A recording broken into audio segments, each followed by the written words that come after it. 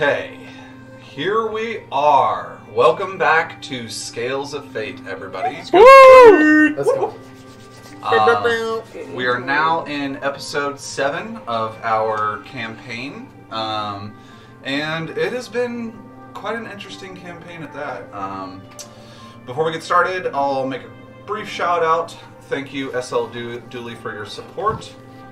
Thank you, Michael Ghelfi, for your beautiful music that we're actually playing right now. You should check him out on Spotify. They have a Patreon, all that fun stuff. Thank you, Hop and Sting, for being hoppy and stingy. And last but not least, thank you, D20 Tavern, a wonderful place to meet new friends and play D&D in Denton, Texas. With all that being said, let's go ahead and get in. Oh, I'm so sorry. I'm being berated. If you guys are watching this online, I hope that you're subscribed. And if you are subscribed, I will give you a kiss on the cheek. Maybe not now, but maybe some point in the future. And if you love this stream, if you're having fun and enjoying it, please share it with your friends. Have them like and subscribe and listen to it. And not only that, but hit the bell on YouTube. Smash the bell. Poke the bell gently. Gently caress the bell. So Interact however you may choose with the bell. Just so that you might get an alert when we go live or when we start doing other side projects like Tales of Fate, which we will reveal somewhere along the line. Eventually, a post-session discussion. And join our Discord. There has been a lot of really fun things that have been happening on Discord. For example, our sneak peeks of some art that we have commissioned so far. We do have a beautiful picture of little baby boy Stack that has been commissioned by our good friend Matt. And check it out. Join the Discord. We'd love to have you. So, with that, let's get into a recap. You guys began last session essentially mounting the treetop canopy that is Arquillo the treant, accompanied by his partner Leeson. Striding among this canopy, you guys had a lot of time to discuss events that have unfolded, points of intrigue, points of curiosity, but that was quickly interrupted by a terrifying screech in the night sky as you guys were attacked by a wormling black dragon, a very young black dragon. Bad baby dragon. Who seemed to be very interested in the bag of coins that Roscoe had on his person. It's not the first time. Won't be the last. After slaying the threat of said black dragon, you guys essentially had harvested a couple of claws and teeth out of said dragon, moved on about your day, and Arquillo and Leeson had dropped you guys off not too far away from the south gate of Drakehaven. Dropped off, kicked out. More or less, you know. There was a unfortunate tumbling mishap with poor Miss Salvo here. Which, on the record, that was your first unconsciousness. Yep. In the cave, just falling out of a tree. Tree houses are dangerous. Nailed it. Yeah. Exactly. Stay safe out there. Yeah. Assassins, people with hammers, it's fine. But a tree stopping.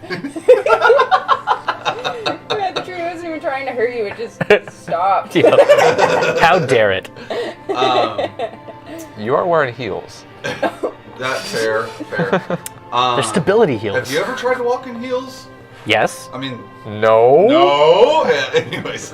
As you guys exited said tree, you all had made the plan to send Falner in to address Paula or Amara or anyone that may help the rest of you get into the city safely, as you do not feel safe with the Justice of the Peace protecting the borders of the city. And a dragon corpse. Well, and also a dragon corpse. And the dirty money. And the dirty money, yes. So Thalner, leaving the rest of the group behind in the forest, who set up a brief rickshaw camp, entered the city, was quickly accosted by some of the guards, in which he deftly deceived them into believing that it was a dare beset by Theo to go out into the wilds as some form of hazing. They related to you on a very emotional level and let you into the city. Seemed like a reasonable, like that would happen. It worked. Surely that would happen. He's an asshole. Checks He's an out, asshole. checks out. Very creative. Yeah. Okay, and that's where we find ourselves now. Thalner, you have made it into the city, brushing your way past some of drunks kind of walking about and singing and humming to themselves. Not a lot of people up at this hour because it's nearly 1 o'clock in the morning. Where are you heading? What are you doing? I want to try and find Paula because she's got like soldiers and people that might be able to help us. Sure. Heading out to the Grand Spire Citadel. Are you maintaining your current disguise along the way? Okay. Just to be safe. Gotcha. So from there, it does take you roughly, there's not a lot of traffic in the streets, so it roughly takes you about 25-30 minutes, and you do eventually make your way to the Grand Spire Citadel. Upon approaching, there are a few mages practicing their moonlight seances of rituals out in the gardens around the Grand Spire Citadel. They see you in passing and kind of give a cursory glance as they see what seems to be a Justice of the Peace Guard approaching the Grand Spire Citadel. And upon getting into the Citadel, the doors opening up in front of you, inside it's a dead lull. The last time you were in here, a lot of people moving around, discussing matters, kind of trading or talking about magical information that they can share. You approach the desk, and essentially, as you approach, it's a different person at the desk right now. If that person was still here, I'd be like, go home, clock out. She is not currently here, and there is a small, bluish-skinned, like rubbery and slimy in texture, as you can see, a grung, small frog person, kind of sitting at the desk, playing a small game to themselves with a couple of pieces moving around, and they see you, and as they look up, they kind of like lick their lips. Like, oh, yeah, I'm gonna help you. Is just another piece looking for some information, or?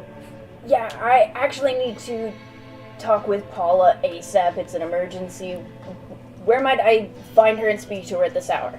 But it is kind of late to be inquiring on Paula. Hence, emergency.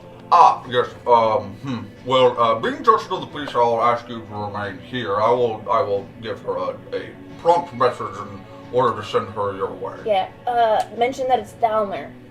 Thalner. Nailed it. Thalner. Okay. Bro. He's got it. You kind of see him hit a crystalline console-like button, and so you're like, "Oh, Paula, you shouldn't be having a Thalner here looking for you. Said it's an emergency. I didn't know if you were letting Justice of the Peace in at this hour." And you quickly hear back, "I'm on my way." Okay, well, why don't you just wait here for a You moment? didn't even say it was Thalner. Well, I said it was Thalner. Maybe I just didn't hear it in the... I'm still trying to learn comedy here. It's not easy. If you don't understand me, that's fine. Closed caption. He's trying his Warbled speech. A few minutes pass, and you hear the whirring of this stone-like elevator descending the Grand Spire, and the door opening, and the golden eyes of Amara boring holes into you as she walks up. Like a curious glance, seeing a Justice of the Peace, but hands kind of folded into themselves, quickly approaches. Yes, can I help you? We need to speak in private urgently. Okay, I believe I was here to meet Thalner. Yeah, let's talk in private. And she kind of like takes a d20 and rolls it. No particular reason. What kind of die is that?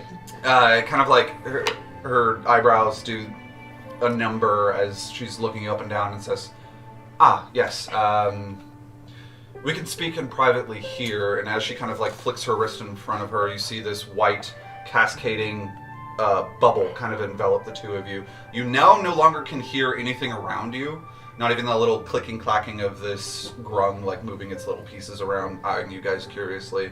And she says, we can speak here privately.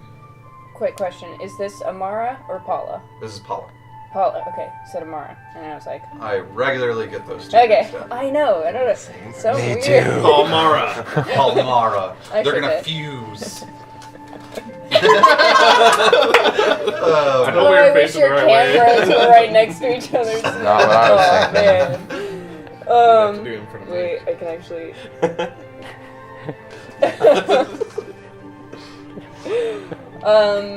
Okay, so now we're inside a sound bubble. Yes. Yes. To pepper. I am Fellner. Very confusing, I'm sure. I'm trying not to be noticed, especially traveling through the city at this hour. Checks out. This seemed a more obscure visage to take on. So we ended up outside the city So I'm aware. and discovered some interesting information that we absolutely want to share with you, but it's very important that I get everybody else back inside the city, because currently 2 of them are fugitives, and we also have the corpse of a black dragon baby. Oh my. Okay, Jack had indeed informed me of sensitive information. The black dragon part, we'll get to that later. Okay, more or less an extraction. Okay. I'm gonna send my Eldritch Guards out to the gate. Yeah, they're at the west gate? South gate. South gate. South gate, like 30 feet outside of it. Alright, how about this? Maintain this disguise. Are you able to maintain this disguise for a while longer? For a while. Okay. You and I will, in your disguise, we're going to escort some of my guards to the gate in hopes that we can circumvent any sort of stopping or curious eye from the Justice of the Peace. Would it look suspicious to have one Justice of the Peace guard with your guards, or should I instead look like them? Tell me this. Exactly how did you get your way into the city using this disguise? I told them I was dared to go outside the city by Theo. I think your intuition is probably more correct here. Yes. Will you please assume a form of a... Just so it's not suspicious looking. Sure. Let's go with this. I can do that. She kind of taps a temple to the side of her head. You see her whisper a couple words. The bubble itself kind of descends, and the two of you are now back in the soundscape of the Grand Spire Citadel itself, and you're... Oh, lad, are you gonna leave me anytime soon? Dennis. Please, take no note of this. Pay you no mind, as you were on the graveyard shift. Okay, that sounds good to me. And she kind of just shakes her head, giggling a little bit, and looks at you. And at this time, 4 heavily armored guards are coming from different areas of the Grand Spire Citadel, all convene in your location. And she looks at you and says, "Shall we?" I kind of look one of them up and down, very scrutinizing all of the details and everything. Then I'm like, All right, good luck. Wink, wink. I'll see you later. You may need an extra hand, though. wink, wink, and kind of walk off into a private area where I can change my appearance without it being right in the middle of everybody hanging out. Okay.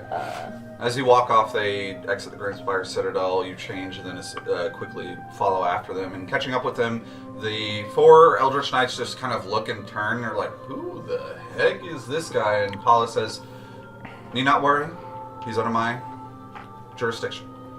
I'm a bit of an expert on this situation. I'll be joining you folks.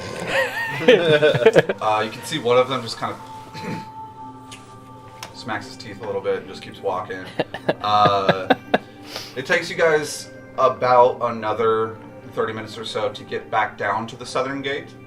Within that hour that has elapsed in Thalner's journey, what are the 6 of you, including Stack, doing out here in the forest?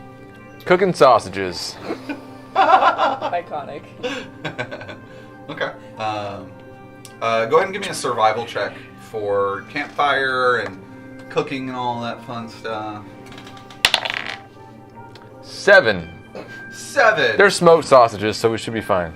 Yeah, well, that's kind of the thing. A lot of the pieces of wood you had found still had like leaves attached to ends of it, and there's a lot of smoke coming out of this campfire. It does get hot enough, but by the time they're deemed cooked by your eye, they're extra smoky when you bite into them. Chef's Perfect. I pass out sausages. I look over at Xeris. I'm like, Okay. I'd take a sausage. but I got you. I make sure. for those The listening, sausages are fine. we were low key Just the way they are. doing I the am gentle very tickle. explicitly trying to not alert Roscoe that I'm going to press the digitation of the sausages. Get some Is that a perception? So you want me to make a I'm rolling an insight? insight. I rolled an 8 on insight. I don't even think you'll need to roll. It'll be against your spell save DC. Oh, there we go. Yep. Yeah, Yeah, Roscoe, you did not pick up that. I thought they I were will Really not- excited for sausages. So Roscoe looks at me suspiciously. I'm like, I would never perform my blah blah blah on the sausage. Nailed it. And all the sausages were like, wink, and yum yum yum yum.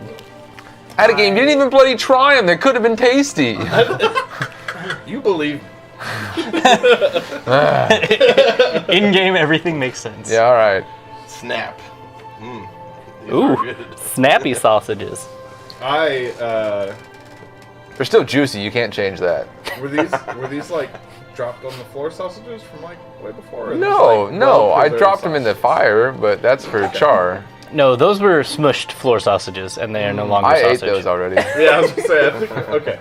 I don't press the digitation mine. Just so you know, probably helps if you believe me. And I try a bite, and it tastes great. I imagine. I mean, I didn't make the sausage, so yeah. It does taste pretty dang good. Absolutely. Cooked very well, Roscoe.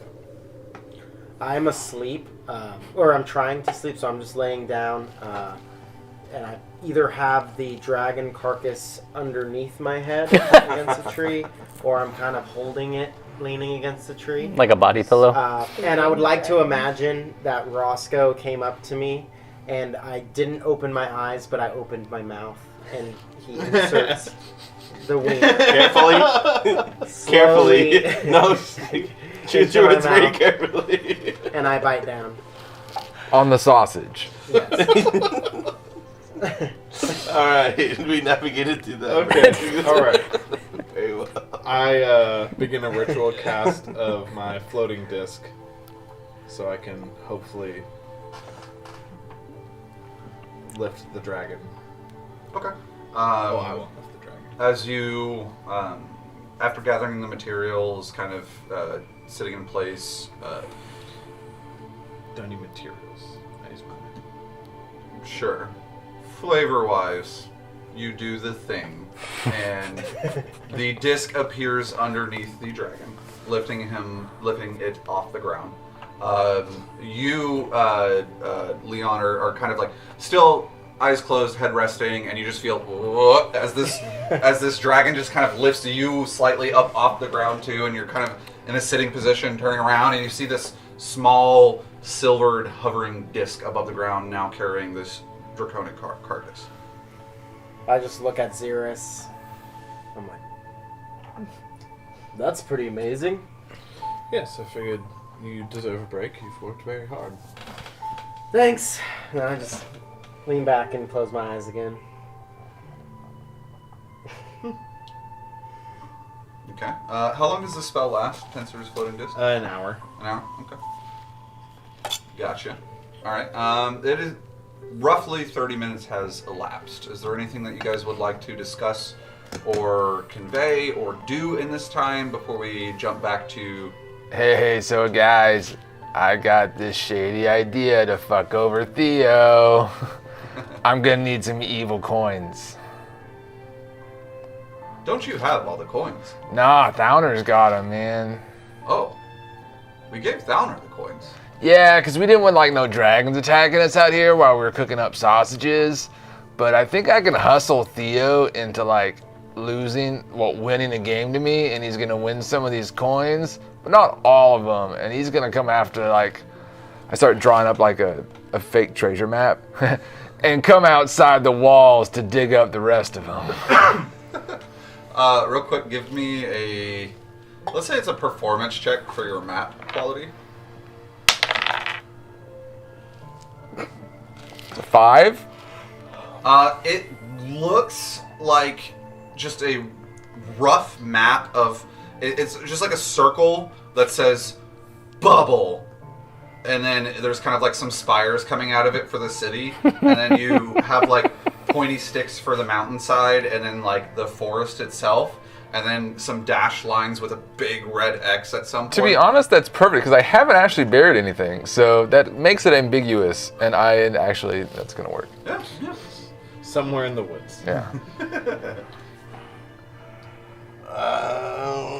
I'm all for screwing the guy over, but Yeah. I would say the same. signing him up for a death wish, maybe. A little Oh, I mean, we're just testing his power. I mean, and he might fail that test. I mean, if he fails the test, that's fine. But he has other people. In yeah, I his mean, platoon. yeah, I'm not shooting him in the back of the head. Personally, I'm more inclined for direct action. I'd rather not have the chance of him dying. I'd rather kill him or not. Oh, if you got a killing plan, yeah, I'm on board with that. I don't have a killing plan. Well, then we're doing this one. Well, I don't didn't know. say Get back to me wouldn't. later when you got a better plan. So, just to summarize, the options are direct murder or indirect murder currently. Or Might I pose a third Potential option? for indirect I mean, murder. yeah, sure. Getting dirt on him, finding out what he's actually up to, incriminating him the right way, and having him rot. I agree. That's a great Slowly. third option. You see Stack just kind of like holding up a rocky finger, and then his second rocky finger, and then his like rocky Final. thumb. How many digits does Stack have? 3. I can like only see him as the drawing that we have of him now, and it's so cute. So cute. Well, hopefully, Thana will be back soon, and we can, get rid of this dragon body and get some rest. Did we decide? We obviously got the tankard to our friend Roscoe. Did we decide where to put the slippers or the gem?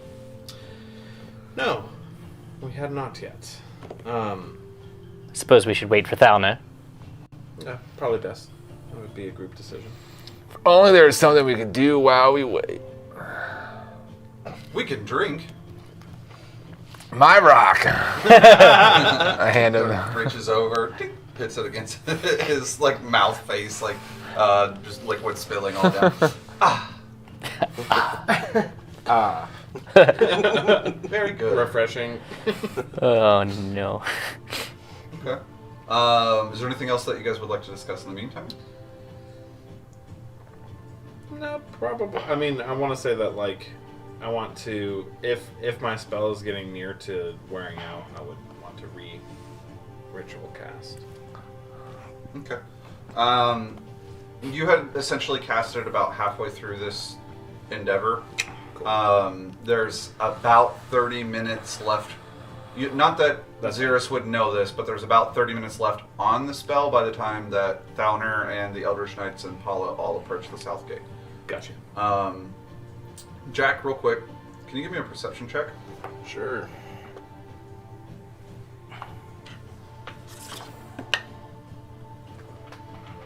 It's a 17. Okay. You hear a few snapping and crumbling of leaves and twigs around, and as you look around, you don't actually catch anything.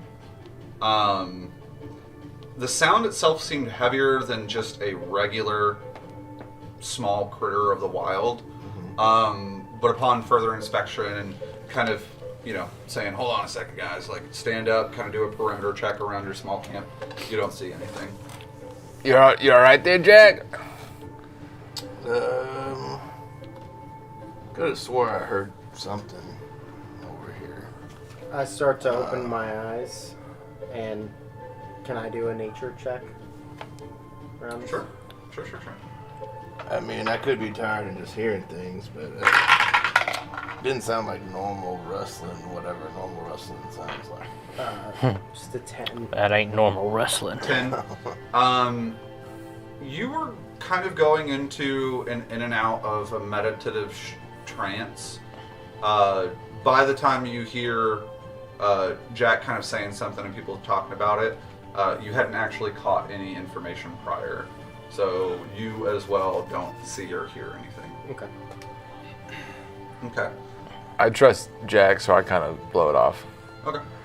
All right, now, about those evil coins, so like some of you experts, how many coins do you think you would need to like attract a dragon? Do you think they can, like, is it multiplied? Or do you think you need like one coin? Or do you need like more coins makes it easier for the dragons to like lock on? Why? Could I roll a history on that? You may. For my, 18. evil plan. Well, I wouldn't say evil, but If I know dragons, they like things. I have done the identify on it too, and knew of this at least. With that history check, Salvo, pertaining to the history check of how much or how little these coins would need to be in number in order to attract dragon or dragons, you surmise that the cluster of these coins itself was enough for this lone wormling dragon to attack a large group of adventurers. Equally identifying that there was essence of black dragon kind of imbued within these coins, and the fact that you were attacked by a black wormling dragon, you put those two and two together. Even with the 18 history check, though, you were uncertain of the quantity of the minor hoard of coins that would be required in order to attract a dragon of any caliber. I am uncertain of the number of coins required But to attract a dragon. you think it matters, like the more coins, it's not like one coin is equal to a bunch. One would hope that more coins is more attracting, but I don't know if one coin is 1/116th as effective as the 116 coins we have. Dragons Alright. are big and dumb, but they're not stupid. Yeah. Do we have other plans for these coins? Money. Turn them into regular coins. 1 platinum is 10 gold. The city is protected from dragons, so it sounds like the safest place to make our exchange. How many coins would you guys allow me to take for my insidious plan? 1/6 of 116. I would not wish a dragon upon my worst enemy. I agree. Well, good thing that it's not your enemy, it's mine. So, 1/6 is what he was saying. Let's see. Roughly 19. 0.333 repeating, of course. Certainly. 19 pieces of platinum, 3 pieces of gold, and 3 Do you pieces of guys silver. be all right with me taking 19 of these coins to try and fuck over Theo? No. I would not. You're taking the ability of me getting a dragon. Well, I mean, after it ravages him, you might, You two are going to be getting 19 coins. Oh, that's like my Yes. Oh, yeah. All right, cool. Those are my 19 coins, so, you know. I mean, you asked. All right. Okay with you. Well, I didn't realize those are just mine, so I'm not even... What happens if he finds out? What if he lives and finds out? Well, with the line Is he a of, funny story? I'm both curious, not appalled, mostly inquisitive. with the line of reasoning that Salvo just greatly beautifully established, 20 probably isn't enough to do squat. Or it is enough. Or you lose 20 platinum. To what, a lizard? Yeah, you'll find a Wild card. I'm going to try it. Don't I get any coins? You're not real. What would you like to buy, Steph? Oh. I didn't say I'm that. uncertain. Maybe a coat for my friends. I'm gonna cry. I do need a but you don't have to buy it. Tell you what, how about this, y'all? We can take that third that everyone gets and give him 2. Yes, I agree with this plan. This sounds great. I'm cool with that. I'll give Donna Stack would a probably claw. What is this? Well, I haven't ripped it off yet. I say I'll give you a claw, Stack. Okay. Is that why? Why do you collect claws? They're trophies. What is a trophy? Trophy is something that you have to celebrate something that happened. Oh, Like a friend. like Roscoe's flask? Or an enemy. Yeah, it's like if people were like, we told some of our friends, hey, we killed a dragon. They said, nuh-uh. And we go, Yeah, huh? yeah, huh? We go, yeah, huh? Okay. You got it. Little stack. As this conversation kind of continues to Be ridiculous. chaotic devolve, Thalner, you and the other Eldritch Knights, these knights have been very quiet, very alert, checking all the corners and the alleyways, checking the rooftops as they walk past. Paula just nonchalant, mostly checking on you as you guys continue walking, but for the most part remaining in silence. You guys approach the gate. It is closer to about 1:30, almost 2 o'clock in the morning now. I also forgot to mention that Thalner looks awful. He looks haggard, even through the disguise. That looked good. Yeah. And as, you know, eventually Paula does take note of this, and she kind of lets out a low whistle. And the one prior that seemed to be slightly in charge of the Eldritch Knights, she kind of looks at him and raises 2 fingers and pulls him towards her and then nods towards you. And he looks down over at you and kind of pulls out of a small pouch out of his bag and hands it to Amara. A maybe 8 ounce, roughly, liquid red vial. She grabs and says, "Thank you." Passes it over to you. For your troubles, this looks like you need it. Oh man, that is much appreciated. This is a potion of minor healing. The healing is 2d4 plus 2, if you choose to imbibe it. Yeah. Oh, that's what I was going to Since I'm healing, I might as well say it was a 1 hit point.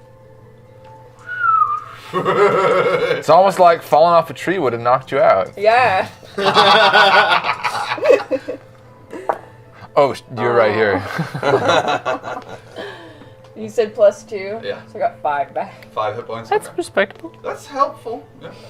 You drinking this liquid, at first it's semi-sweet, a little bit bitter in the back of the tongue. The flavor quickly escapes your mouth and you feel like this strange warmth emanating from your esophagus that kind of spreads throughout your body as if it was going through your veins and capillaries.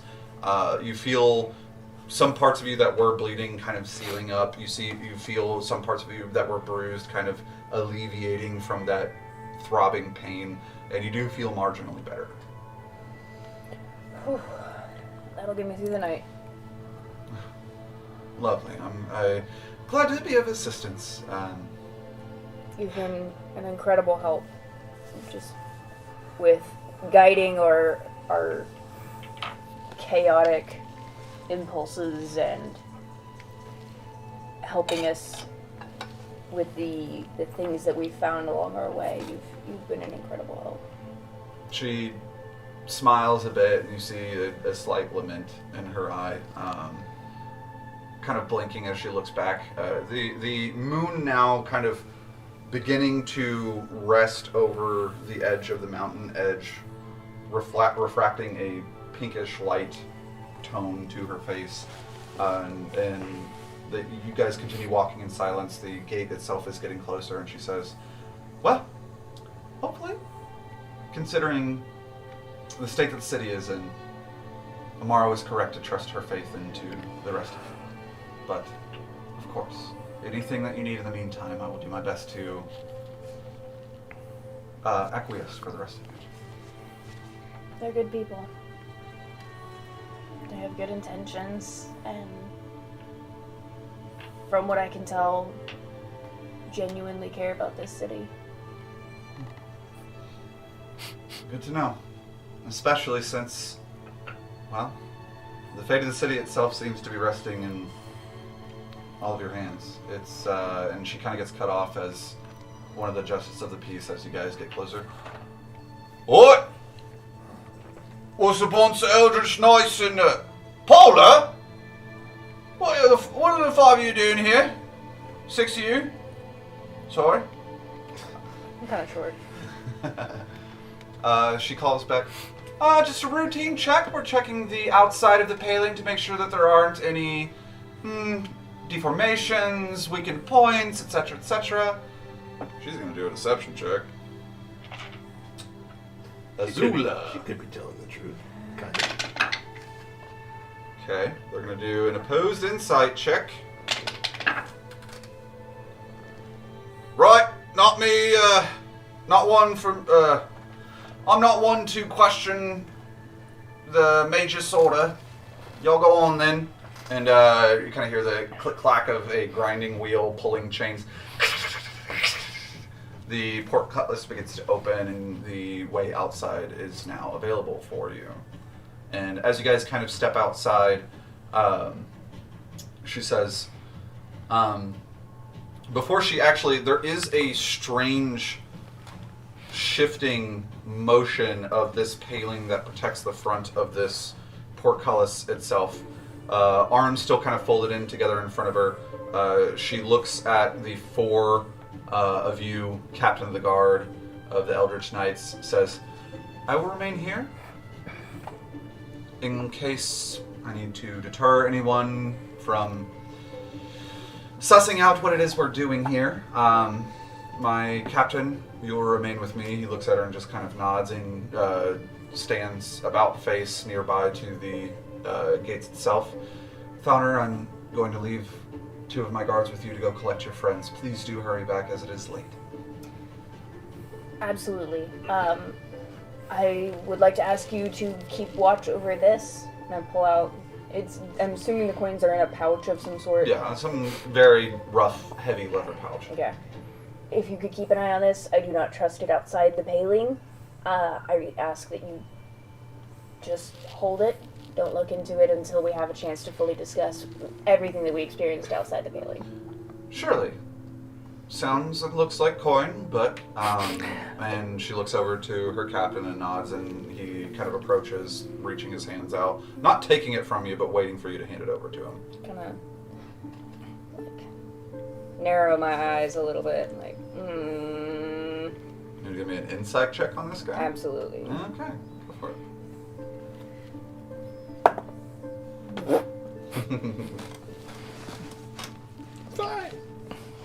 7. 7. He seems apathetic. Like this is nearly an inconvenience if it wasn't such a menial task. He doesn't seem suspicious or in the slightest very interested in this bag of coins. And I guess worst case scenario, he's gonna be surprised. Okay, I hand them over to him, and then join these guards Okay. to leave the city. As you exit, moving through the paling, the 3 of you head down the trail.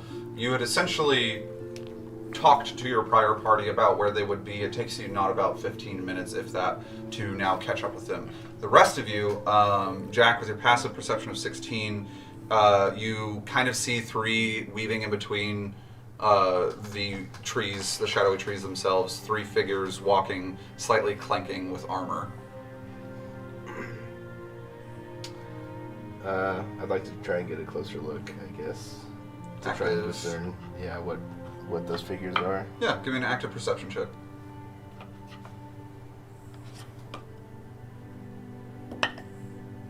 That's a 10. Alright, that's a 10. 10. It gets even more difficult to see as 2 of them spark a bluish light in one of their hands each.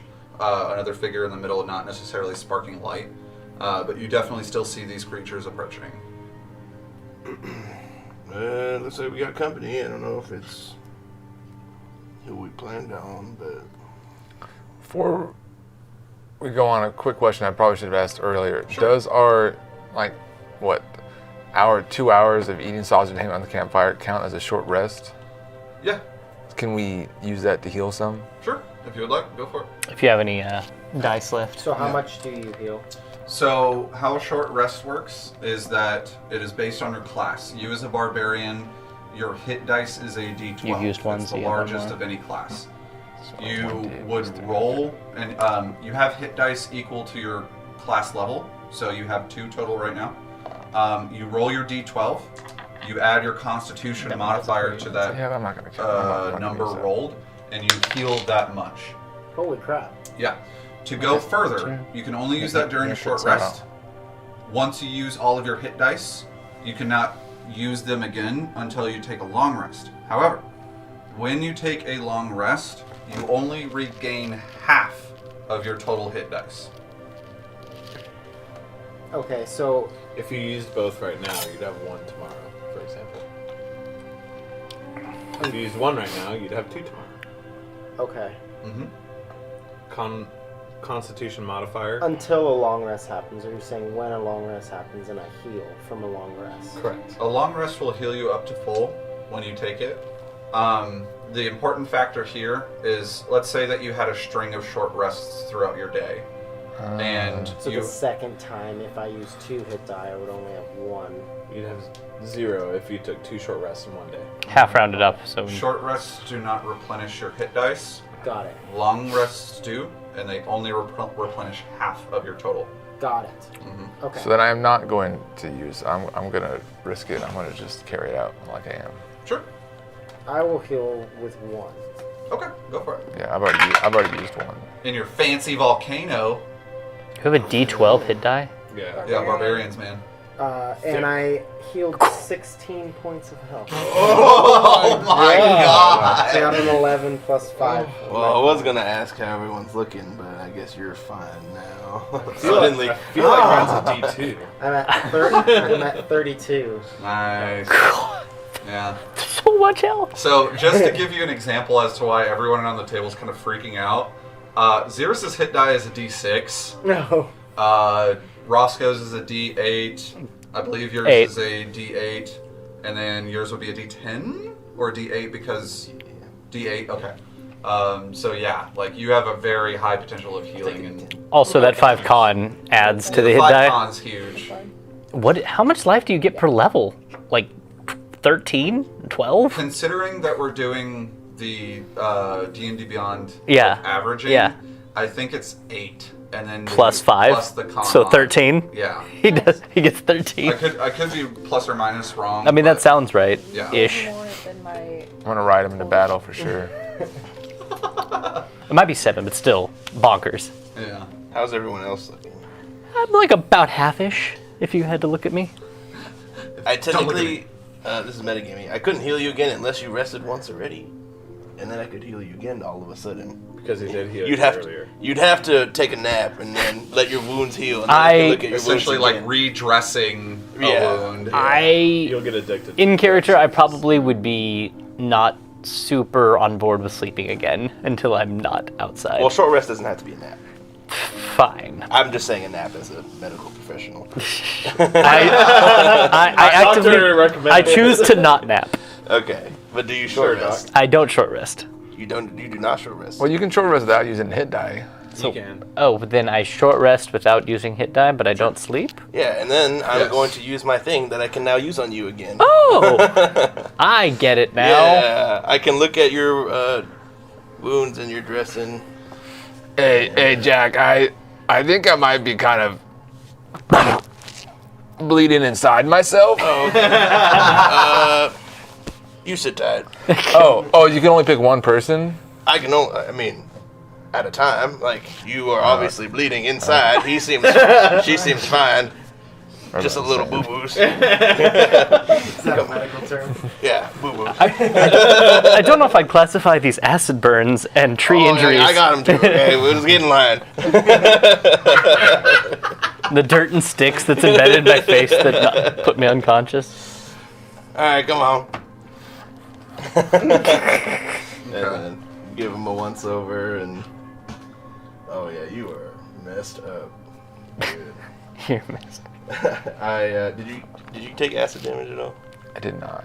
You did not, so you just got... Wait, no, actually I did. I took a half damage of acid damage. He spewed on my when I was riding his back. Oh, okay. So nothing significant.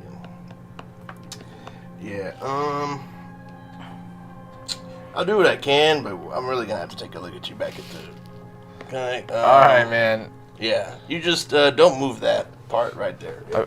I poured some liquor over the acid burns. It Oh, hurts God. very much. Okay. Oh, I need some inside too. Do you have mosquitoes in your arm? Oh, goodness. Okay, this is... Yeah, man. It feels like I got mosquitoes all inside of me, but that took care of them. This is extremely wrong. You know what? Fine. Self-medicated. Okay, you got 6 plus 2, so 8 Hell yeah. HP. Okay. Thanks, Jack. Put it in the blink. Yeah, don't mention it. Just keep pressure on that wherever it hurts. That's too much trouble. I'm just gonna keep pressure on the inside. Are you gonna be performing this triage on Salvo as well? Yes. Okay. Whoever wants it. Come and get it.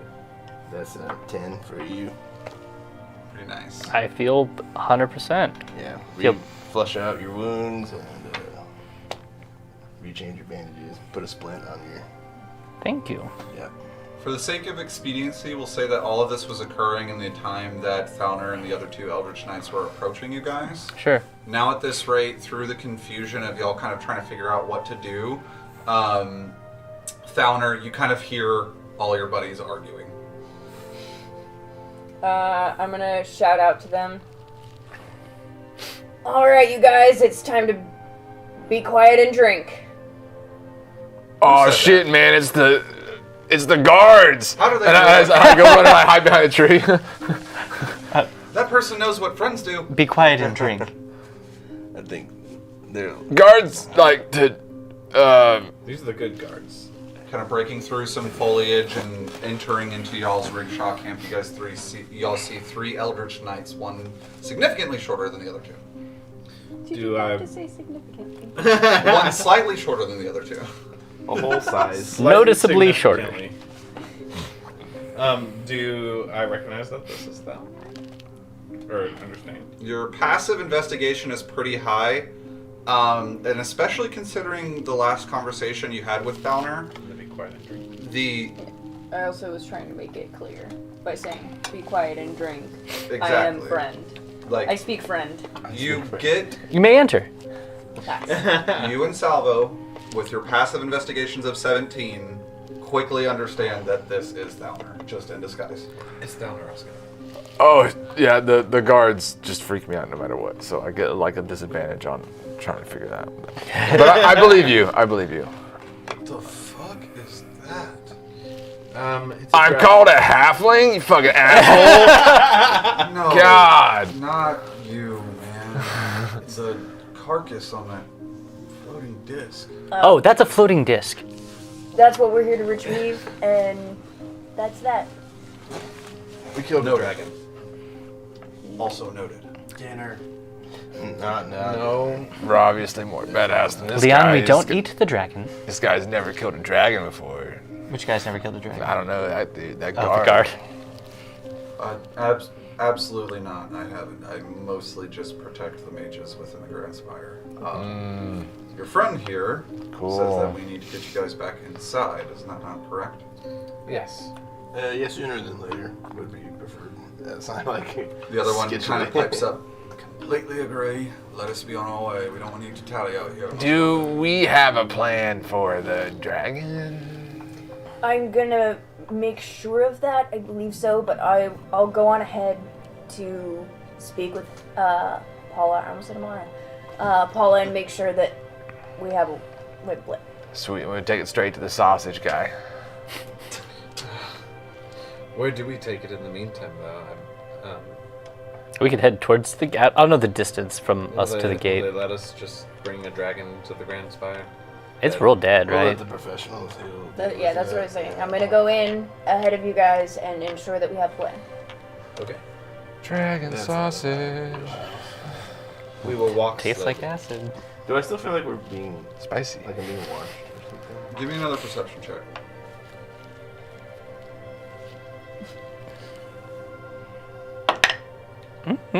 Must have been the wind.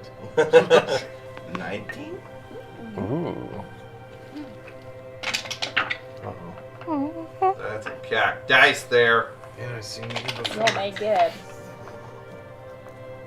Okay.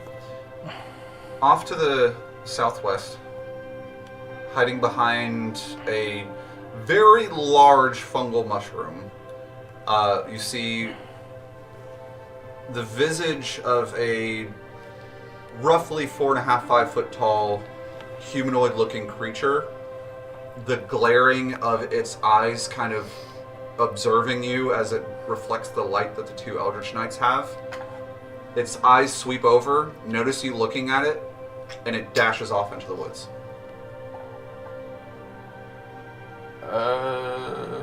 Like very quickly or reasonably quick? With that check, on top of the fact that you are naturally perceptive, this creature is moving significantly faster than a standard humanoid. Well, someone's definitely watching us, and I don't think I can catch it. Oh, Roll initiative. do you know what it was? Not humanoid. You want? Yes, humanoid. Yes, you, humanoid. You had Okay. seen it in the shape of Shape a of humanoid, but uncertain of its race. Man, it could be a spy. Do you want me to hang back and see? Why don't you guys go ahead? I can hide and hang back and As see if said I can that, come I'm up gonna, from try and behind. go to where it last was and see if I can get basically blind side of it. Okay. You approach that larger mushroom that I had previously mentioned. Go ahead and give me a survival check. Hey!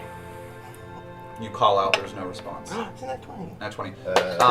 Plus 4. Plus Hello. 4! Holy crap. Hello. Okay, so you see what appears to be footprint tracks that belong to a herringon. Do I know what that is? You would know, because of this high roll, you recognize a herringon to be a rabbit folk, like a rabbit-like humanoid. Oh, cute. Awesome. I mean, I don't know that, but that's awesome. Are you interested in what I'm like Yeah. brushing you over? Or, come on, Yeah. you went this way. You find the tracks, following it for a while. You do see that it heads deeper and deeper into the forest. You kind of hear behind you one of the Eldritch Knights go, "Are y'all staying out here all night, or are you coming with us?" I guess that's the point. You do see the tracks trailing off. We need to go, Jack. All right. Why don't you guys go wait at the gate for me? I'm gonna stay here just for a little bit behind you guys and see if it comes back towards us. Okay. I can't stay with you, unfortunately. That's fine. So I'm gonna roll a stealth, and I'm not gonna stay out here by myself, but I'm gonna wait for them to get up to the gate. See if I see any more movement. If I see nothing, then I'll run and catch up. Okay. Founder approaches the gate first in order to secure a passage. The rest of you kind of hang back in the tree line with this floating disc. Xeris, you do get the sense that there's roughly about 15 minutes left on this. Not a bad time to recast if you wished. Yes. And Roscoe, you hang back into that same clearing that you were just in. Go ahead and give me your stealth check. Ooh, 22. 22. That's not in the trait. Okay. Every once in a while you hear the hooting of an owl. You hear a couple of voles fighting over scraps of food in the bushes. The swaying of leaves in the night air. Standing stark still. You do not see anyone for a moment entering into this clearing or into your vicinity, and just when you're about to turn your head, you see a creature in dark blackened leathers with a hood over their head approaching your campfire that's still going. A fuzzy hand kind of goes and picks up one of the casings of sausage that was cast aside, like sniffs it a little bit, looks around, looks back up towards the gate, kind of pawls around the camp a little bit, taking note of some of the tracks on the ground, scooping their fingers through some acidic blood left through the carcass, sniffing it some more, kind of like casting it off and wiping it on their armor. They then continue very quietly to head up towards the south gate. Are they now like in between me and the group? Yes, they are. I want to try and stealthily slink behind them. Okay. Give me another stealth check. 9? 9? Yeah. Okay. As you're kind of weaving your way through the woods, in a way following the same pattern in the direction that this creature is going, as you get to a more clear open spot within the tree line, you notice that you should have seen this creature at the pace that it was moving, and you don't see it. And you're kind of hiding through the foliage, moving along the trees, trying to pick up where they had went. You hear some cracking in branches above, and you look up and you see a creature just hopping, receding. Oi, oi, oi! We're friends, mate. We're friends. It's give me a persuasion check.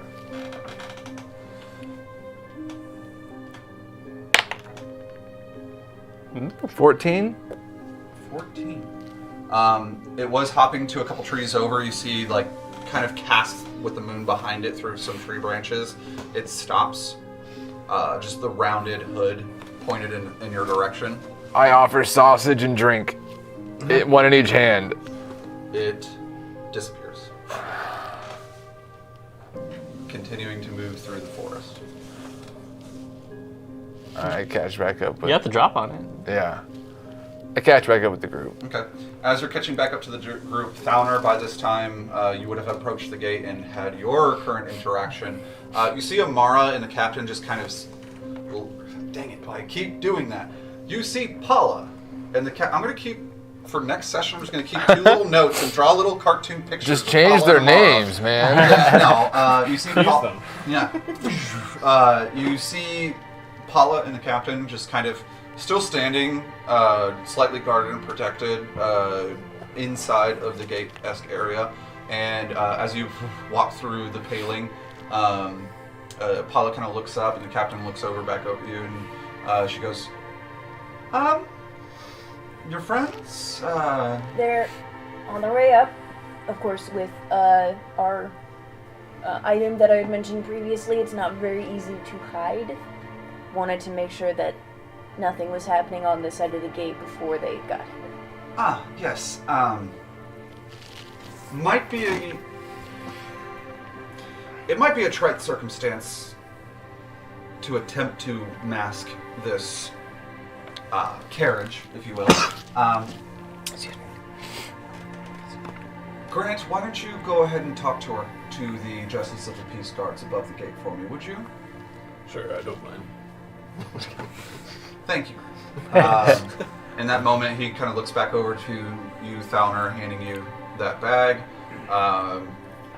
Hefts his shoulders a little bit, turns around. You see him move into a doorway and hear clanking, and you kind of see him curving around. It's almost like a spiral staircase that leads up this buttress, and you hear some brief talking, and a few words are exchanged, and he comes back down and just with a stern look, like nods at Paula and nods at you. Did we hear a Wilhelm scream? Did you kill them? No, just paid him off. We need to do this quickly.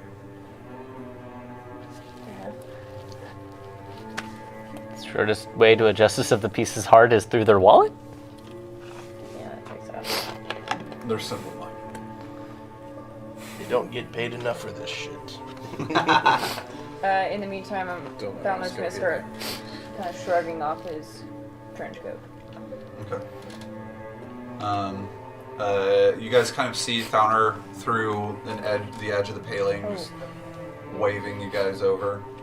The rest of you all approach, including with the Tensor's dragon in tow. You have refreshed the spell, and all of you are now entering the city. So, there was definitely someone watching us in those woods. I mean, I wouldn't say it was nefarious, but it was like a black leather-clad fucking rabbit dude. You gotta look at it. Barely. I mean, it was up in the trees. It was more like a silhouette, but it was quick and fast. I wasn't threatened by it, but man, it went through our camp and was trying to see what was going on. And What it's worth, Roscoe, are you threatened by anything? yeah.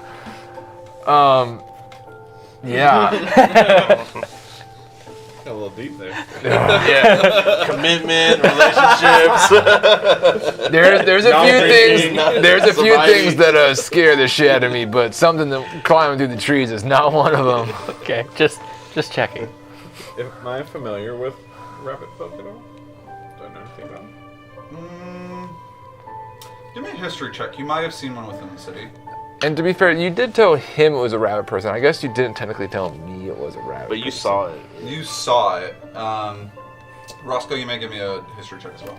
I do like how you would 10. describe it as a rabbit person. You would have seen Nice. one throughout the city, maybe even distractedly asking Jack, like, what is that? Probably a first day occurrence, seeing all the people. Yeah, and Jack would have told you this is a herringon. It's a humanoid-shaped rabbit folk. Gotcha. Like how Thalner's not a lizard. I got a 13 for my history. 13. Yeah, you've known a few rabbit folk before. Back in your home in Ironhold, there was a baker that was a herringon. He regularly cooked bread and gave over stale loaves to those in need. Aww. Yeah, I mean, as far as I know, they're good people. I haven't had any issues with them, but they were watching us. Did you get any details? Face, hair color? No, black leather. I mean, this thing wasn't just, a regular rabbit. It was definitely some sort of spy class. I mean, it knew what it was doing. You had seen, just further, a blackened fur with a light white discoloration around the muzzle. The eyes seem to be of like a hazel-like tint. So yeah, I passed that. Yeah, I mean, it was dark leather, hood, dark fur, little bit of white nose.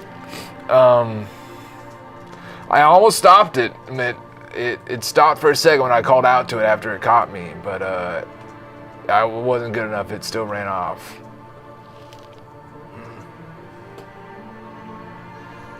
All right. Keep that in mind. I have to ask around a little bit. I don't want to hang out here too long, so. Yeah. And as you guys all approach, Thalner is still kind of hanging out with the Captain Grant and Paula. You see Stack just kind of waddling up to the rest of you guys, and as he gets in, he goes, "Hello. Hello, friend. What's My up? name is ST4K. What is your name?" Oh, I kind of lean in This might be confusing to Stack, but it's me, Thalner. And I throw my coat around his shoulders. Oh, this is Thalner's coat. And you're right. It just kind of appears out of this disguise that I have. Boom. And you're right. This is kind of confusing. Good to see you. Good to see you. And Paula kind of chimes in. If we're all safe inside, oh my goodness, seeing Xeris just pulling in this heavy load of let us be off as quickly as possible. You all, for the most part, look very rough, especially after what Thalner has given me information of. I suggest that the rest of you get to a point of rest. If you would like, I could put this creature into a cryogenic holding for a moment.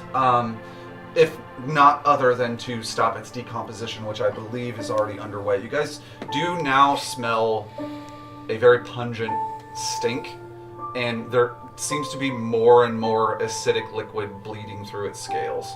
That sounds great. Right. Yes. Let us be off then, shall we? Thank you. Okay. As the rest of you head towards into the city, we're going to take yet another early break this week. Yes. Means the second half's gonna be awesome. As you guys Dragon wakes up. head into the city, yeah, Dragon wakes up. It dies again. Dang old necro dragons, man! Literally, like, it wakes up, starts screeching. Leon just takes the hammer side of his shut up. Just cracks its skull. Like it's Just an alarm kidding. clock. Boom! Oh yeah. 5 more Like, minutes. oh my gosh, I feel so bad. Kill it, kill it, kill it. It doesn't deserve a life like this. Now there's some. None of this happened. No sympathy for the drag. In another timeline. Yes. In the meantime, during break, we are going to turn off our microphones. There still will be a video feed. You might see us doing some goofy stuff in the meantime. Be about 15 minutes. You guys hit the bathroom, grab a snack. Don't forget to interact with us in the comments, and we will see you very soon. See you momentarily. Yeah. Okay. So we are back. One of our party members is coming back to the table shortly. Absolutely not a problem. How's everyone feeling? How's your break? Fantastic. That 15 Grab. minutes felt more like 15 seconds. Yeah, does it feel that quick to you guys? Because like, If you're not watching it live, it would have been really quick. it would happen True. instantly. Pause, wait 15 minutes. Through the magic of editing. Okay, so you guys are back in the city. You have 4 Eldritch Knights as well as Paula escorting you guys through. I love how nonplussed they are. You paid them off, duh. Come on, try to do this quick. Do this every other night. I'm so you're talking about night shift like gate guards. They're really Hey, not the and cream And, of and they're the- guarding a gate at a magic wall that people aren't supposed to really be going in and out of. So it almost seems superfluous. Yeah. Well, you know. Almost seems Almost. superfluous. Okay. As you guys continue walking through the city, Paula, hands folded, looks upon you guys and says, Xeris, if you would like, I will take over the concentration of this floating disc in order to put this unfortunate fell creature into cryogenic. Sure. And she kind of waves her hand over. You see that the disc wavers a little bit, and then now, instead of following you, starts following her. Are there compensatory whatever? Do we get money for this? What? Of course you shall. Would you like it now, or would you like it in a more convenient time? More convenient time would work. We'd also like to talk to you about some other things, obviously. Surely. How about this? The most of you seem in dire need of rest. Very sleepy. Leon appears to be falling asleep where he stands. I'm Considering- stumbling. Considering your current state within the city, I would invite you to take quarter within the Grand Spire Citadel, if that would be... Absolutely. Yeah. Delightful. Okay. I mean, seems kind of lame. We thoroughly I appreciate look your at offer everyone, of they all private stare rooms. at me like real harshly. That seems great. There we go. It's I know. perfectly great. Roscoe's like, the night is still young. I was gonna go to the pub, but It's closing time. oh man. Is that what you would like to do, or... No, I mean, yes, that is what Roscoe wants to do, but he does heed his every single compatriot's look. Even Stax just kind of There are 12 eyes. blank looking at eyes you. scared. I kind of like heft up my keg backpack. I'm like, I'm good. I'm good. Well, let's can't- be off then. Imagine it's like a camelback with Yeah, like a I little... still have that pony keg on my back, and it's The do-si-do. yeah, it's pretty full. The do-si-do-ki. Okay, so kind of fast forwarding, expediting through the walk throughout the city. It's mostly uneventful. There is a point when a few Justice of the Peace guards are crossing your path. Paula just gives a strange hand signal, and 3 of them break off, not including her captain. They approach these 3 guards and begin talking with them. As you guys are kind of passing them, the rest of them are looking at you guys, and one of them nudges the other one and points at the rest of you. And one of the guards essentially says, "Oi, wait a second, hold on." And one of the Eldritch Knights essentially just shoves that one guard, and a brawl starts to occur between all of them. Oh, I joined. You join? Oh yeah. Okay, we're doing a loose initiative here. Oh no. Anyone else joining in on this? No? No. Everyone I would- continues I would- walking? I see Roscoe, and I kind of sigh, and then I jump in as well. Okay. Loose initiative. Let's Can't just... let you do that later on. He can. I mean, yeah. The I'm a little. stipulations of our contract, something. Yeah, JJ kind I of really grabs your want it. shoulder as he sees your intent with his passive insight, sees your intent and kind of grabs you and says, shakes his head. I look back at him, and I go, Justice, I hate those guys. Me too. Trust me. You Maybe can- next time. You can see that through a lot of the magical means that the Eldritch Knights have, they quickly are gaining the upper hand, especially with Roscoe just coming in and elbowing and knocking people out. With a jovial look. I'm like, this is fun. It's like a mosh pit. I'm just like, hell yeah. Their hips are very sore. Overall, real quick. Okay. Okay. Wow. Okay. You guys see that essentially the JOP get very quickly dispatched and are kind of just pulled over into an alleyway, slumped up against a wall. The other Eldritch Knights now are starting to trot and catch up with you guys, Roscoe in tow. And you guys make it to the Grand Spire Citadel. I high five one of the Eldritch Knights. Actually, yeah, one of the guards just kind of looks at you and goes, "Great moves out there." Thanks, man. I liked yours too. Swept the leg. Nice. Yeah. Well, gotta keep their feet underneath you, as they say. You guys make it into the Grand Spire Citadel. Paula from there addresses the lot of you and essentially says, within the second floor there are holding areas for more or less rogue mages, but there are also emissary type locations in which people can rest. Couches, duvets, etc. Y'all may essentially take a rest there if you would like. Slumber party. Yeah, that Yes, sounds please. Great. Gladly. Thank you for your hospitality. Oh, that hurt my soul. Sorry, there's a catchphrase of a bad job that we were. Thank you. Had to Thank be you there. so much for your hospitality. Had to be there, I guess. Triggering. Actually, Trigger. no, you didn't have to. Don't Keep ever- your PTSDs to yourself, all right? I'd rather give them a cursed platinum coin. Yeah. Damn. Okay. You guys make it out to one of these. It's very plush type area. There are essentially screens that are minor illusion, different buildings and attractions within the city itself. Being escorted in, the Eldritch Knights have long since dispersed from your company.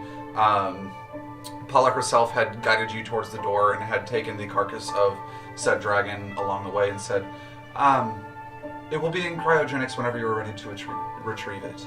If you need anything else, feel free to give us a ring. There is a dial on the side of the door that will alert one of the secretaries. Otherwise, have a pleasant sleep, and on the morrow we'll discuss what matters we need to attend to. From here, unless there's anything pressing that you guys would like to discuss, this is a long rest. Yay! And with this long rest, you guys have all leveled up to level 3. Oh, yeah! I'm excited for level 3. It's about to get wild, y'all. Real quick, Wild magic. I cast Fireball. Just kidding, my head. I rescind that. Real quick, during this rest, I would like to address Leon. Leon, as the rest of your teammates are quietly settling down, you nearly immediately find the hardest spot in the room to lay your back on and pass out. And at this time, through the darkness that is unconsciousness, a wafting green energy begins to permeate through your vision. A smoke billows through the air, and as it gets thicker and thicker and thicker, a bright green light shimmers through that darkness. You approach it, and as the fog begins to dissipate, you see the immense, gargantuan, lifeless body of Smargard. So am I a person in this place? Yeah. Okay, so I walk up to Smargard, near his head, and kneel down and put my hand on side right at the base of his head on his neck. Okay. As you reach out and touching one of these pristine, glimmering emerald scales, you hear, but more sense as if it was resonating within a vibration in the center of your chest. Leon. Leon. Yes, my guide. It seems the path has begun to unfold for you. You've found... It kind of trails off and echoes that final enunciation resonating through the air around you. Give me a charisma saving throw. That's not good. That is not good. 14. 14 is actually pretty dang good for you. Yeah. A immense sense of anger wells up from inside of you. Your solar plexus on fire with rage and burning anger. And as this begins to consume you for a second, you take in a deep breath and you hear, I apologize. This near lifeless state is untamable at its best. I.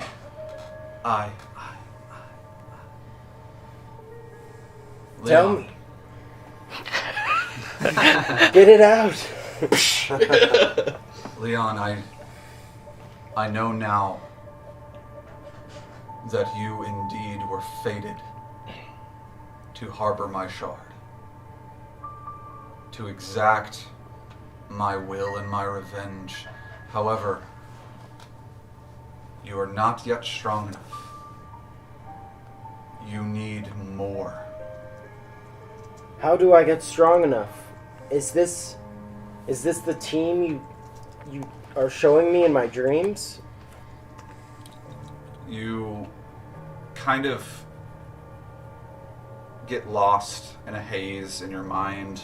The room itself and the environment itself is kind of flashing and fading, and for a moment you feel like you're about to pass out, wake up, it's uncertain, but you then hear, you have my totem. These allies you found, they are more connected with your destiny than you could have ever dreamed. Take my totem. Find our foes. Rebalance the scale. He said the thing. I reach out and grab at I'm assuming it's like a ball of light, right? Mm-hmm. Reach out and grab the emerald ball of light and absorb it, and I guess that would be the gem. Mm-hmm. And So my gem would start glowing. You grab it, it kind of melts and disappears into your hand, and you feel that warm sensation welling up in your chest again.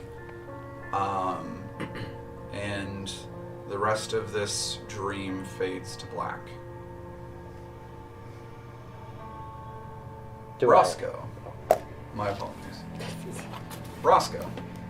Yes. Your sleep is a little bit on the outside more restless, where during this moment Leon was soundly sleeping, and if anyone were to be awake in this moment would have seen a flickering light appearing from his chest. For you, it's sweat and thrashing and moving around, and you hear once more, similarly to when you were meditating, Roscoe. Yeah. You a message. You awake with a start, and you're hanging in your hammock below deck, gently swaying. The fuck? None of your prior shipmates are around, and it's in an empty hull. Roscoe, Yeah. get to the deck. I must show you something. Oh shit, they're fucking attacking. And I roll out. I'm assuming I'm half sure this is a dream, and half of me it's real. Yeah. So yeah, I tumble out of my hammock like I've done a million times and scamper up deck. Okay. Just kind of clattering to the ground, scrambling up, heading up towards the deck. You get up to the deck. The masts are gone. The sails are gone. The rails of the ship are gone. And all you see above you is a shattered, bright pink moon floating in the sky. And you hear, Roscoe, the collapse of all realities are on hand. Awesome. And as you say, awesome, just kind of speaking that out into the world, the moon itself begins to tilt and turn and begin to create a widening arc and a widening arc and a widening arc. And in its trail, you see the colors of the chromatic scale. First red, then blue, then green, then white, then black, and repeating and repeating and repeating and repeating. Roscoe, Yeah. this is the reality that you must stop. You want me to stop the moon exploding? All right. Yeah.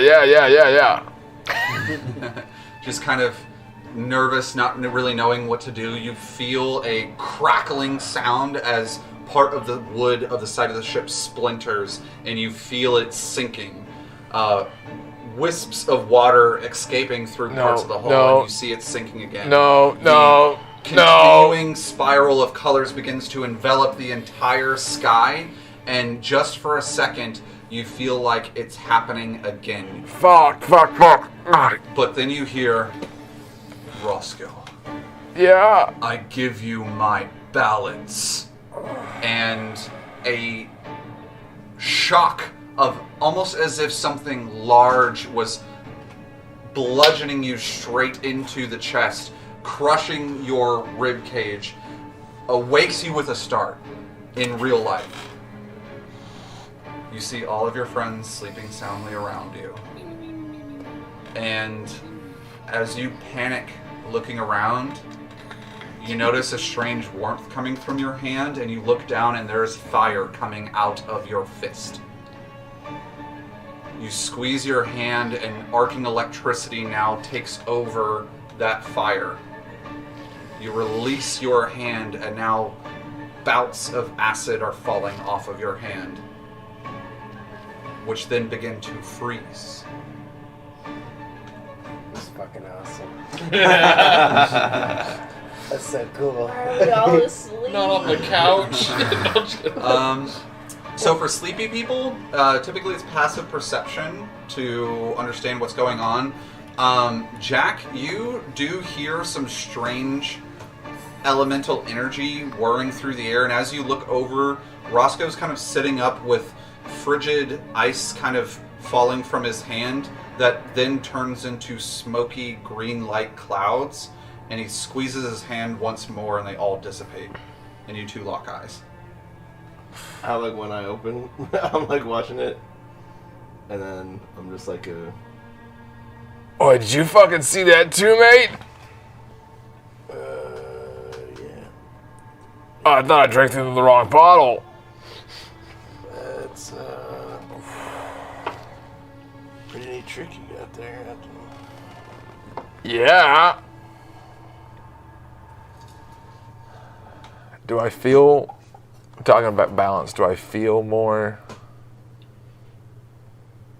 Balanced. centered, I'm assuming? You do. It feels like that chaotic energy inside of you that has always driven you to adventure and to seek out more.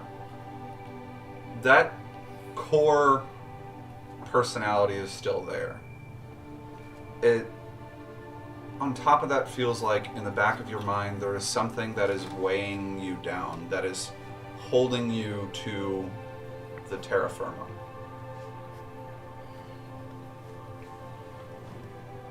Could you always do that? No. No way. Thought so. No, I would have been all about that earlier. So this is new. Yeah? Alright, that's right. I'm just kind of like, Put that on your chart. Do you? Yeah, abnormal finding. Do you feel alright though? I feel good. I feel in control. More-ish. I'll take it. Throws up. Essentially, the long rest is completed for the rest of you, and the two of them talking is now beginning to stir the rest of you awake. Oh, I need feel good. time to practice this. Yeah. I would assume so. Did that hurt at all? No, I mean, my brain told me that would have burned, but Yeah. it feels fine. Noted. The room that we're in right now. Mm-hmm. Well, I'll make it easy. I jolt up essentially and leave. You guys see Xeris literally just like flat, sit up, look around, stand up and leave. Alright, I guess he had to pee or something. I don't know. Possibly. And I rush over to Roscoe and I'm kind of like grabbing his hand and looking at it and just trying to figure out what the heck I just witnessed. From an anatomy standpoint, I guess. Give me a medicine check. Leon, you see Jack kind of walking over, checking pulse, checking eye and people of Roscoe. I wake up more abruptly than I normally do, and I telepathically connect with Salvo, and I say, "My God talked to me in my sleep. I think I'm on the right path, or I think this group was destined. I just need to be more patient, even though it's hard." I'm no longer shocked by you doing this, but you do see me turn to look at you, like real deadpan. I go, "You're a god." In my head, of course.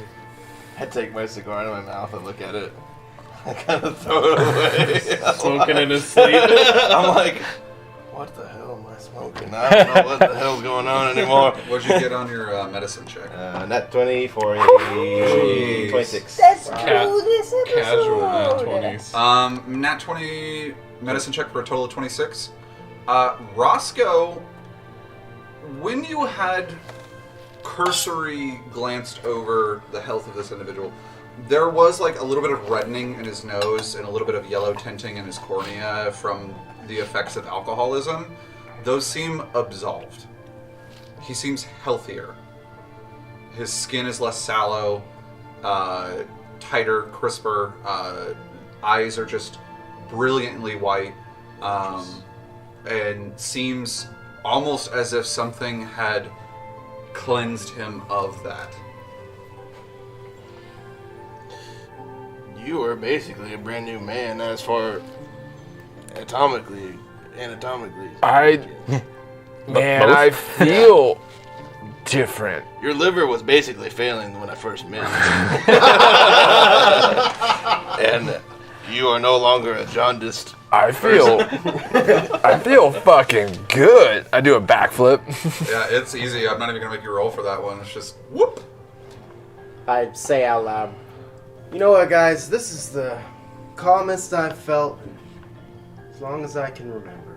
And just kind of smile and lean back.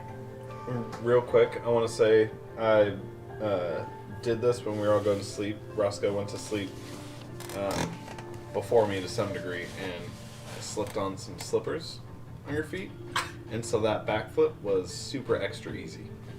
You did like a triple black backflip, like 10 feet into the air. Fuck yeah! Wait, what You the? don't know that I did that. I'm not. Do you normally wear shoes? I've never worn shoes in my life. I didn't think so. These are surprisingly comfy.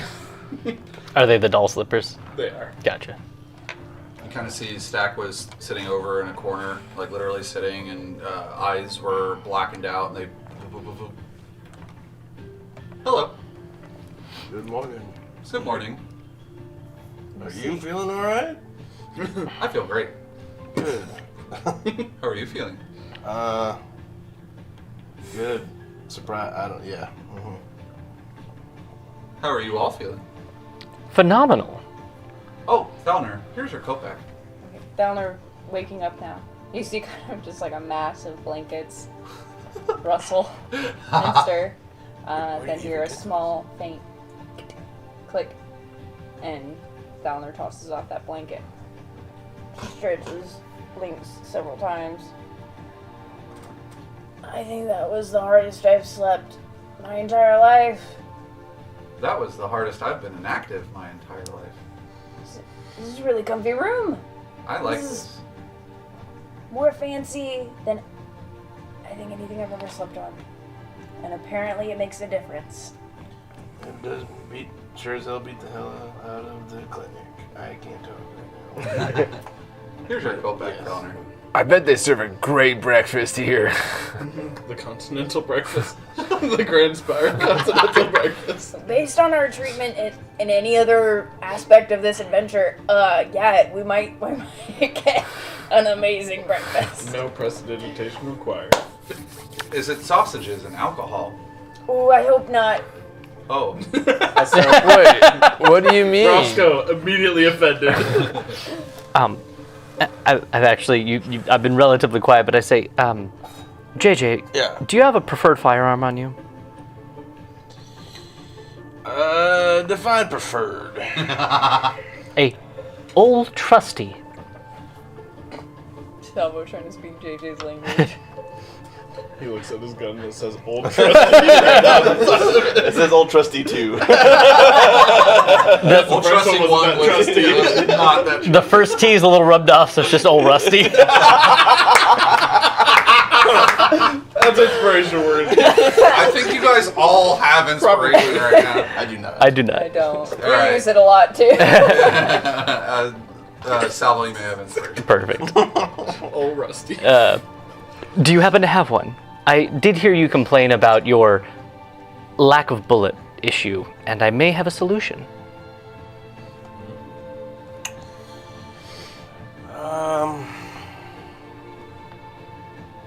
Well, to be blunt and answer your question, yes, but I guess that's a conversation for another time. Maybe when we get back to the clinic. So no. Not on me, but there is one. DM ruling? Supposed to do infusions after a long rest? It could be at some point during the day, yeah. You can be more pointed with what you're trying to do. I'm trying to infuse his gun. Okay. And you can be more pointed in telling Jack. Like, there is a modicum of over-the-table talk that I'm completely okay with. Sure. So, in this case, you can tell Jack what you're attempting here. Well, literally in character, I probably wouldn't be... I don't divulge unnecessarily. Sure. I do say I have a solution to his bullet problem. Okay. That is pressing in time, I guess, it's by the sound of your tone of your voice. Again, DM ruling, can I do it later today, or are you going... I will allow it, just so you're aware, Brian. Salvo must do so immediately following a long rest. Is essentially what Lane is getting at here. Yep. It is also player agency involved, and if in this circumstance roleplay reign, I will allow Salvo to do so later if it befit your roleplay. If we go right now, but I just felt like there was other things to take care of. Immediately. Can I guess over the table? This is repeatable. This is repeatable. Okay, well. Do you have old rusty on you? Yeah, I do have one rusty. Okay, what is this then? This is the sidearm and revolver. Okay, you see me take out my hammer that you've seen me do a lot of weird shit with. Bonk for healing, bonk for casting the spells. I take the hammer and I say, "You served me well," and I bonk your gun and then hand it back to you. You no longer need bullets. What? Shit. What? That has out of game or in game, however you want to do this, I can describe it as I've infused that with the feat of repeating shot. Does that just break his character? You kind of pull the That'll do. pin out and let the chamber roll. You see that where there are two solid bullets that you're used to, there is a swirling infusion of magic holding into the empty barrel slots. Yeah, just on the one past what the real bullets would be. Yes. Uh-huh. How do these work? I just, like normal? One might say that it's a +1 to attack and to damage. Juicy. When using it, it's a +1 to attack and damage. It's also now considered a magic weapon for damage purposes, and it ignores the loading property. If you do not have ammunition in said item, it generates it for you each shot. Please do not take if you're pregnant or maybe. Ask yourself, as the doctor, if this is right for you. This is like, it's like pristine now, more pristine than it already was. It does say also. old trusty now. The tea is the dirt because just swiped off of it. It's clean as hell now. Just in case that didn't do it, I go. I'm not here, otherwise. Oh right, dang it. I don't. Yes, specifically +1 to attack and damage, ignores the loading property. If you load no ammunition, it produces its own, automatically creating one piece of magic ammunition when you make a ranged attack with it. The ammunition created by the weapon vanishes the instant after it hits or misses. So technically, you wouldn't even see that one in the one chamber. You just might see a glow or something on it, and then it just appears when you pull the trigger. You do have to attune this weapon, but you can attune it immediately.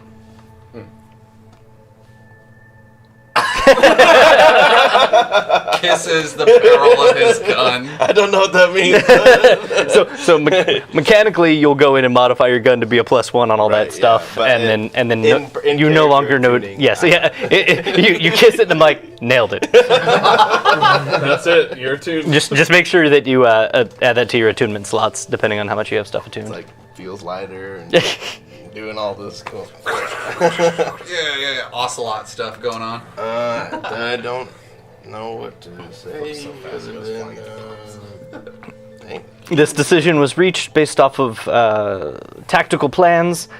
I may or may not have to remove that infusion in the future, but with your stress upon hearing you only had 2 bullets left, I figured this would be a safe move. I appreciate that. That was a fast speech at the end of the commercial. Yeah. This may be removed. Moves and bonuses may be removed at my will. Completely utilitarian. Yeah, and you might say that it's guaranteed for the day. All right. Because I cannot, well, I could remove it, but then I can't do anything else. Say less. Say less. Shut up. Heard. Say no more, Fanny. Thank you. You're very welcome. That solves that issue. Xeris, what did you run off to? First of all, I would like to say that I woke up just due to the long rest, like 2 hours before the 8 hours. You are quite the early bird. Yeah. So I kind of woke up early, and I want to say maybe, whoever saw me, maybe Jack saw me. Sure. Just Pete and I. And left. So I You could remove the 2 headed bullets straight and for save the them for later. library. Okay. What are you doing in the library? In the library, I want to spend some time perusing the library and filling my spellbook and copying some spells. Okay. You go into the library, exchange some pleasantries, begin perusing spells, and as you reach a quiet, unpopulated corner in order to concentrate, you pull your spell book from out of your robes, and you notice that your spell book is significantly different than the last time you looked at it.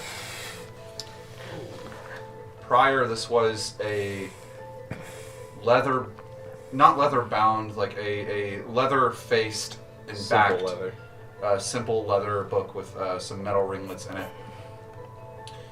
It now is leather bound.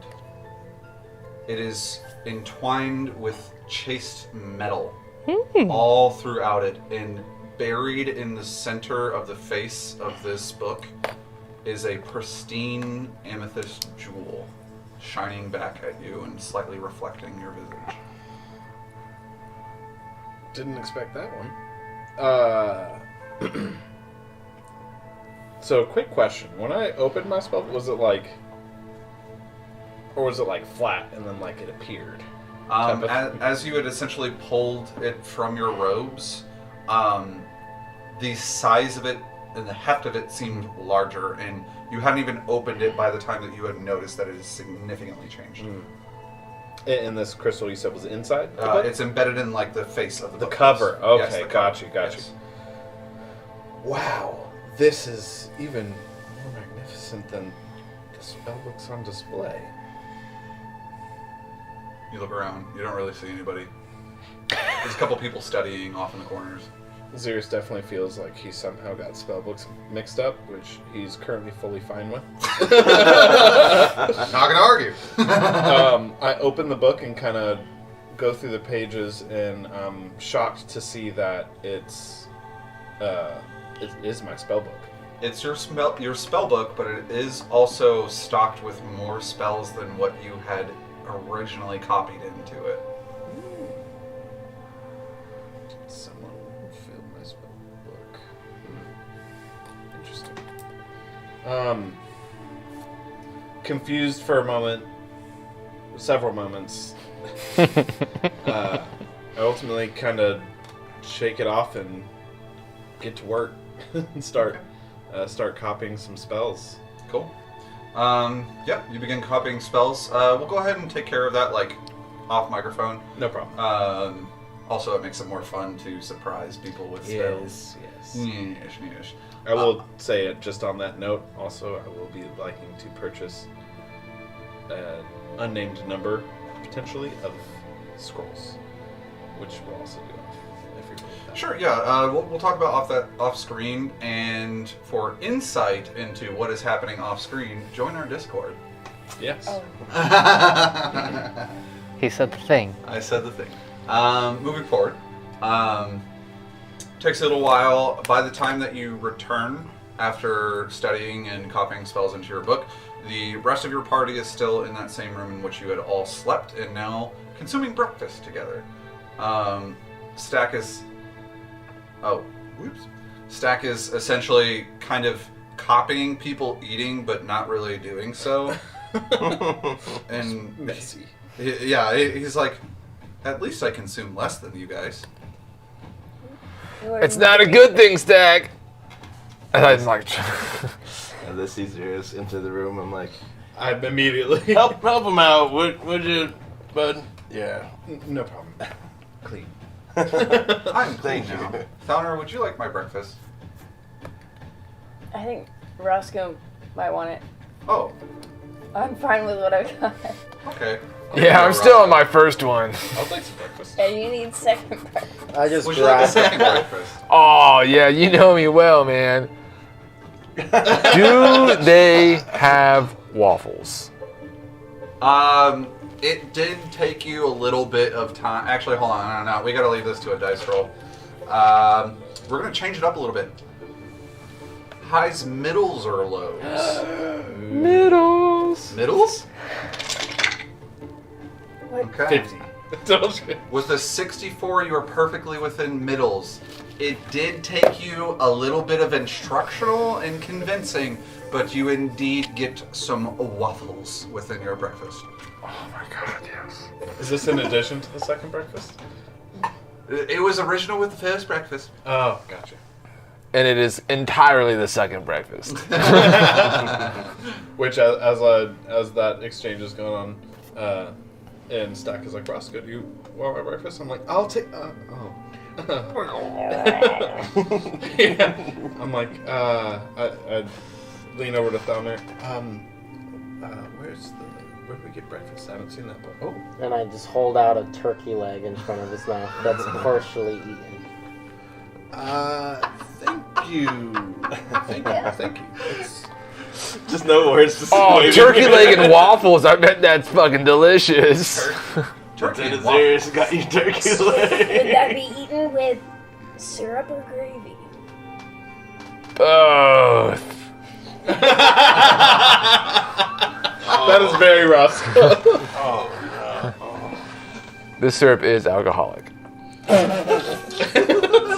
Because I Alright, spiked it. Go ahead and give me your first con save of the day, please.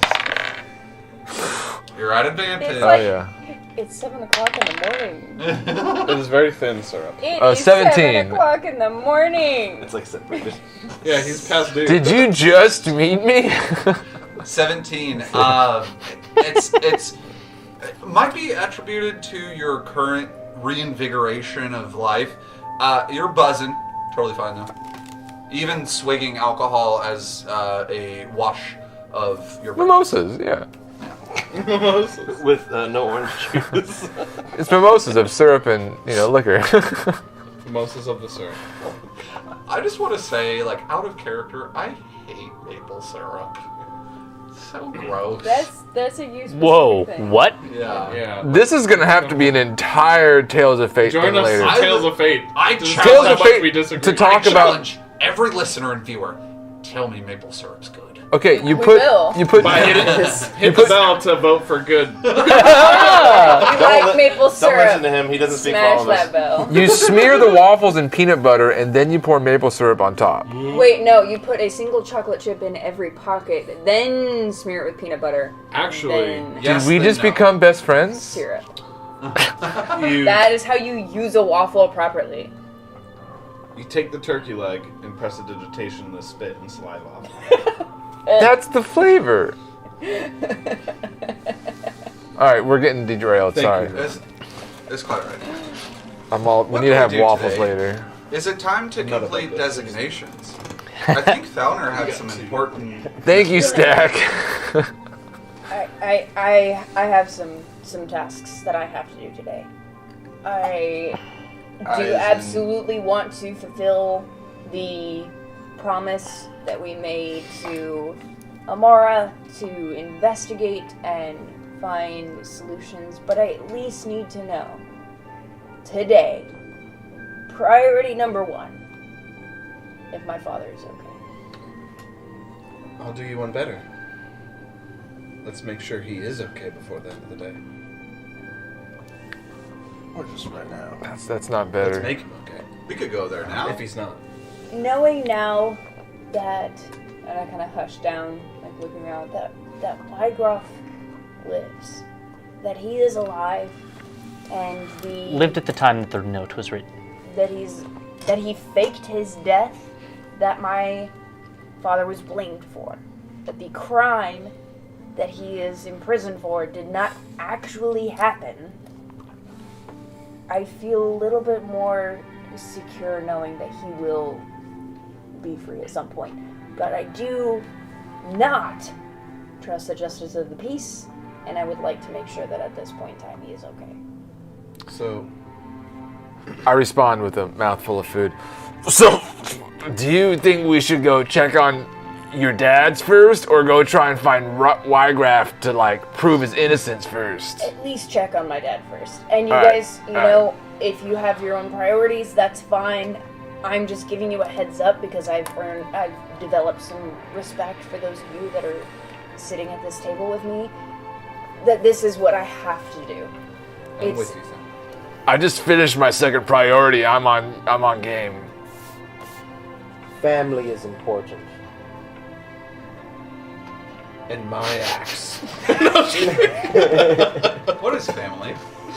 There's a moment and So, Family. so Stack, you know, like friends. You know friends, right? Yes.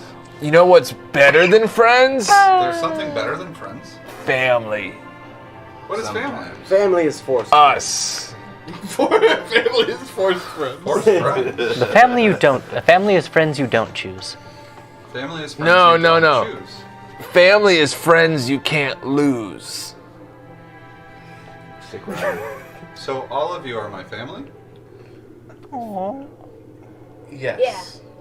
I checked Family one. is traditionally, by the literal sense, those of us who are joined by blood or marriage. However, family could reach beyond that as well through strong friendship. I would say that we are friends and family. Exactly. Okay. The family that you don't choose are those that are a part of your life before even you are. Some would, Meister Malachi created you, brought you into this realm of understanding reality, and is therefore Your dad. family. Whether or not he's a friend of yours is yours to decide, but you also decide who is friend and family. Oh. We are your friends. We extend that to you, and you have expressed that for us. If you choose for us also to be family, I speak for myself when I say that I would consider you family. family that you choose are stronger than family that you get. This is a lot to ponder. Unless you choose your family as well. Y'all are not making this easy for the kids. I feel like it is I spider think he webbing. can handle it, Yeah. actually. There's But a lot there's of so much for room for interpretation. Let him interpret! No, he needs this, then that, if this. Family is Then bonded that's- by blood, Stack. And I slice my hand and I stick it on his shoulder. Oh. Stick it on his shoulder. There's some blood kind of trickling through your hand, like seeping down. It stains into the porous rock. Oh. Can I do that? Kind of like curls his fingers up. He like gestures to take the knife. I don't think it's gonna work for you, Stack, Let but him try. alright, I give him the knife. You take the knife. Drinking Knife. doesn't work, but Hope he you don't need still that likes to do knife. And you guys hear this unholy sound. Much I do damage. not bleed the same way that you do. And that's okay. Does that make me not family? That's Once- not true. Once My- again, family can be chosen regardless of blood. I get on my knees and I go, "This is the same thing, Stack." And I headbutt him as hard as I can. Oh gosh. Give me a Constitution saving throw, please. And he will be doing so as well. See if you remain conscious. I got a 10. Okay. You take 5 points of bludgeoning damage. Okay. Great. Good And you morning. just That's what I crack into say. his head, and he kind of like moves back a couple inches. That is the same thing. Same thing. Do not do that with anyone else. We bled on the inside. We bleed on the inside. Oh. That is special between you and him. Leon. Oh. Stack is learning. Kind of like drinking and Roscoe and I. Yes. Yes, that is the bond that you'll more share. than me in some Okay. ways. Leon and I headbutt each other. He's being raised like a lot of kids from my village. It's fine. He's a rock. There's I some don't blood doubt it. trickling down Leon's face. A little bit. I love how Leon, I think, Barely has exclusively been damaged by self-inflicted wounds. Well, You were knocked unconscious. By your own choice. I bathe in the acid of my enemy. After I kind of get up, stumble a little bit, wipe the blood, and I look at Falner and I go, "So we're breaking him out?" You We're in know, enough trouble as it and having been in Drakehaven as long as I have been, JJ, you can back me up here. It's not the best idea. We don't want to be enemies in this city, I say we break him out the legal way. and I think there Clearing his is a name. very rational option to clear his name and have him on the outside. Is he in the Calmly. custody of the Justice of the Peace? That's In what the I'm not sure of. He was arrested, and that's all I know. That's all I've been able to look into. Asking on behalf of not myself, sure. but who at this table might know, or someone who is in jail in Drakehaven, who are the jail keepers? Is it the Justice of the Peace? This or was someone else? previously established with Salvo and JJ. Yeah. You guys know that the Bastille Caverns is where the Justice of the Peace hold prisoners. That being said, that's not where they held Stack, man.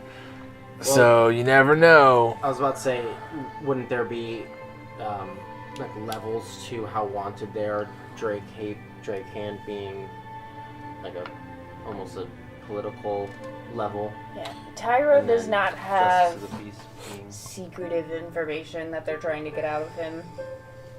Makes sense. Were He was an easy target as a Patsy. as a scapegoat for a crime that they wanted to say was resolved. He's just a criminal in their eyes. Is that where Leon was held?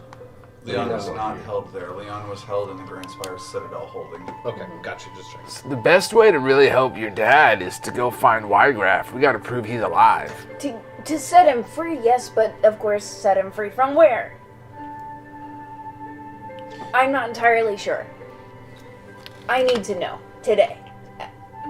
Actually, as soon as I'm done with my plate of food. Let's I just finished mine.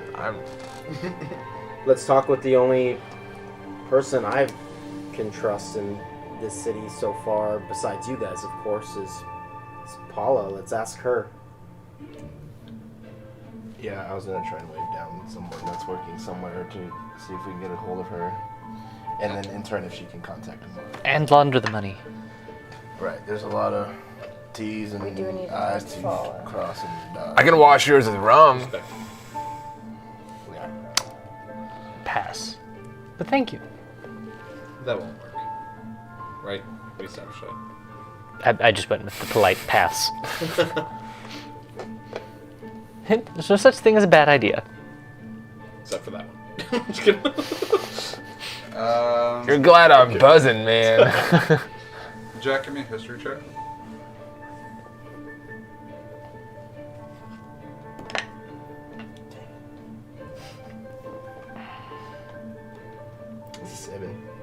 7's passable, but just barely. You remember Paula saying if needing anything from your group, there are nodes within this room that could contact a secretary to contact her. Ah, yes. I go to one of the nodes. Hello? How's it going? Good, or, you need something, or? Yeah, we were staying the night here per Paula's. Oh, yes, Yeah. yes, the investigators! Yeah, that's you got it. Yes, good morning. Is she free to talk? Come down, or can we go up there? Or Well, I can consult her. Is there something that you would like for me to convey that you're asking, or completely private matters? completely private is preferable, please. Sure, give me just a moment. You hear like a boom, and you hear.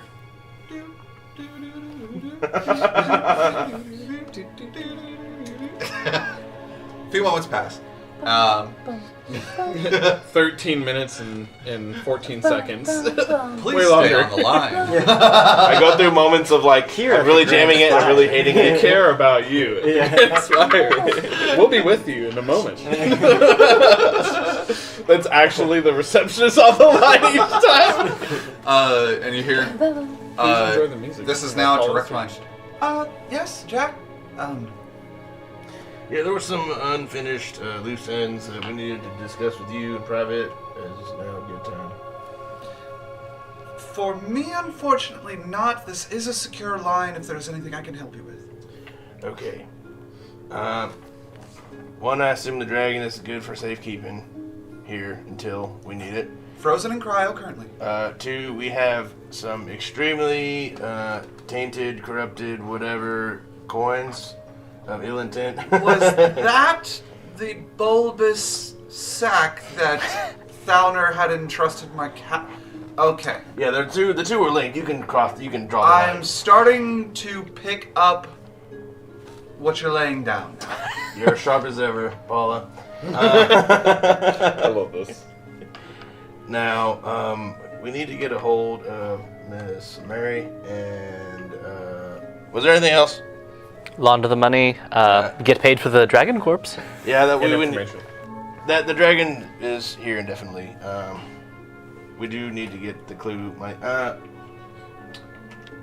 Gosh, there's so much going on today. So we need to contact tomorrow. We need to find out what you knew from the captives that you interrogated. Sure. And then, shoot, I mean, that's basically the one. Quick out of character question. Did we agree if we were going to talk about the letter with Paula?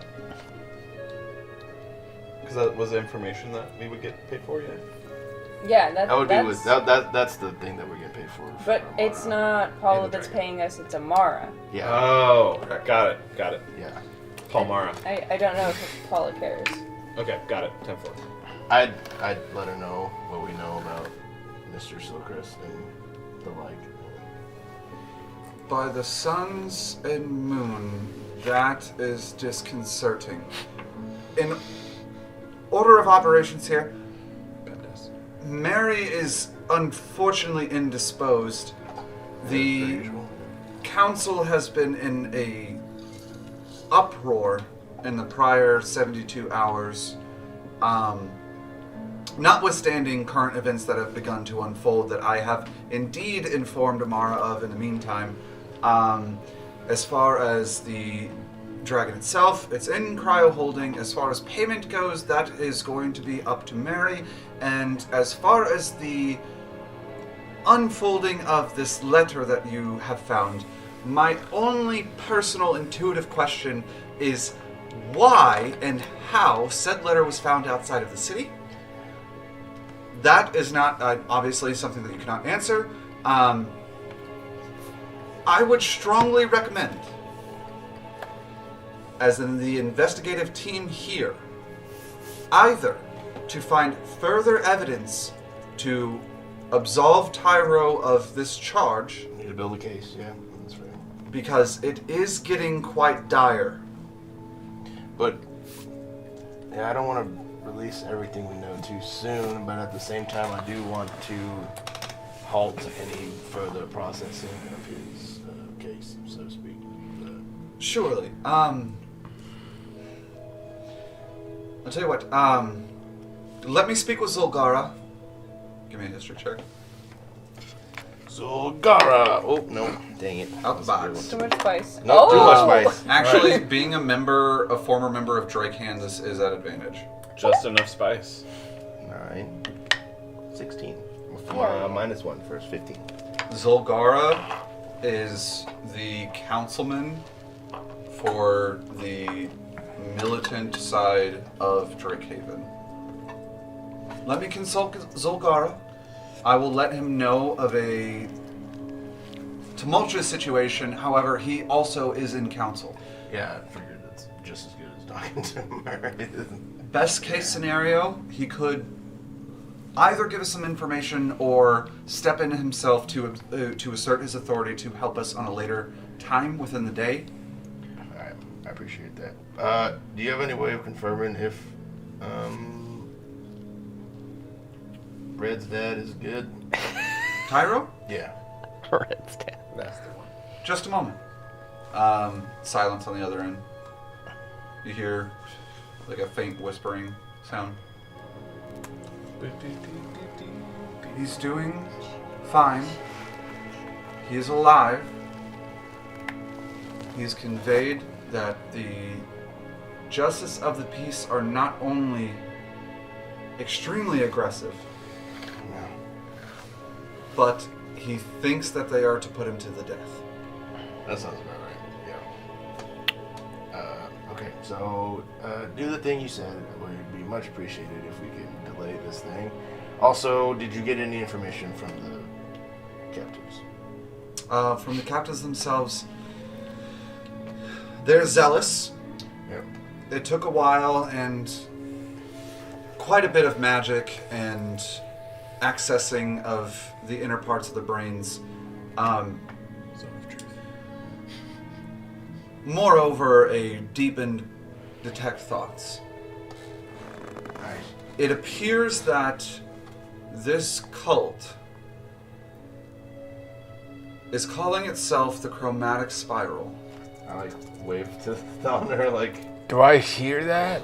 Yeah, I was about to say. Is this like directly in here? Or is You it guys at this point have essentially cluttered around. There's been some keynotes that have attracted your attention and you're all hearing this. So he's got our own speakerphone. I'm basically saying the things that she's saying to me. Wait. I don't know if it's like open or if it's, like, in they my can head. it's meant to be like a one-on-one, but getting close enough they can hear it. Okay. I'm basically right there. You mean So like we're all like, Yeah. Faces pressed. the chromatic spiral sparks me as of what I've seen in my vision. She said that's the name of the cult. So yeah, we connect that. That's the name of those people. Roscoe What is is that one connecting history? these dots right now. The No, people but I with saw maps. I saw something more than that. Oh, gotcha. Oh, are you writing that down?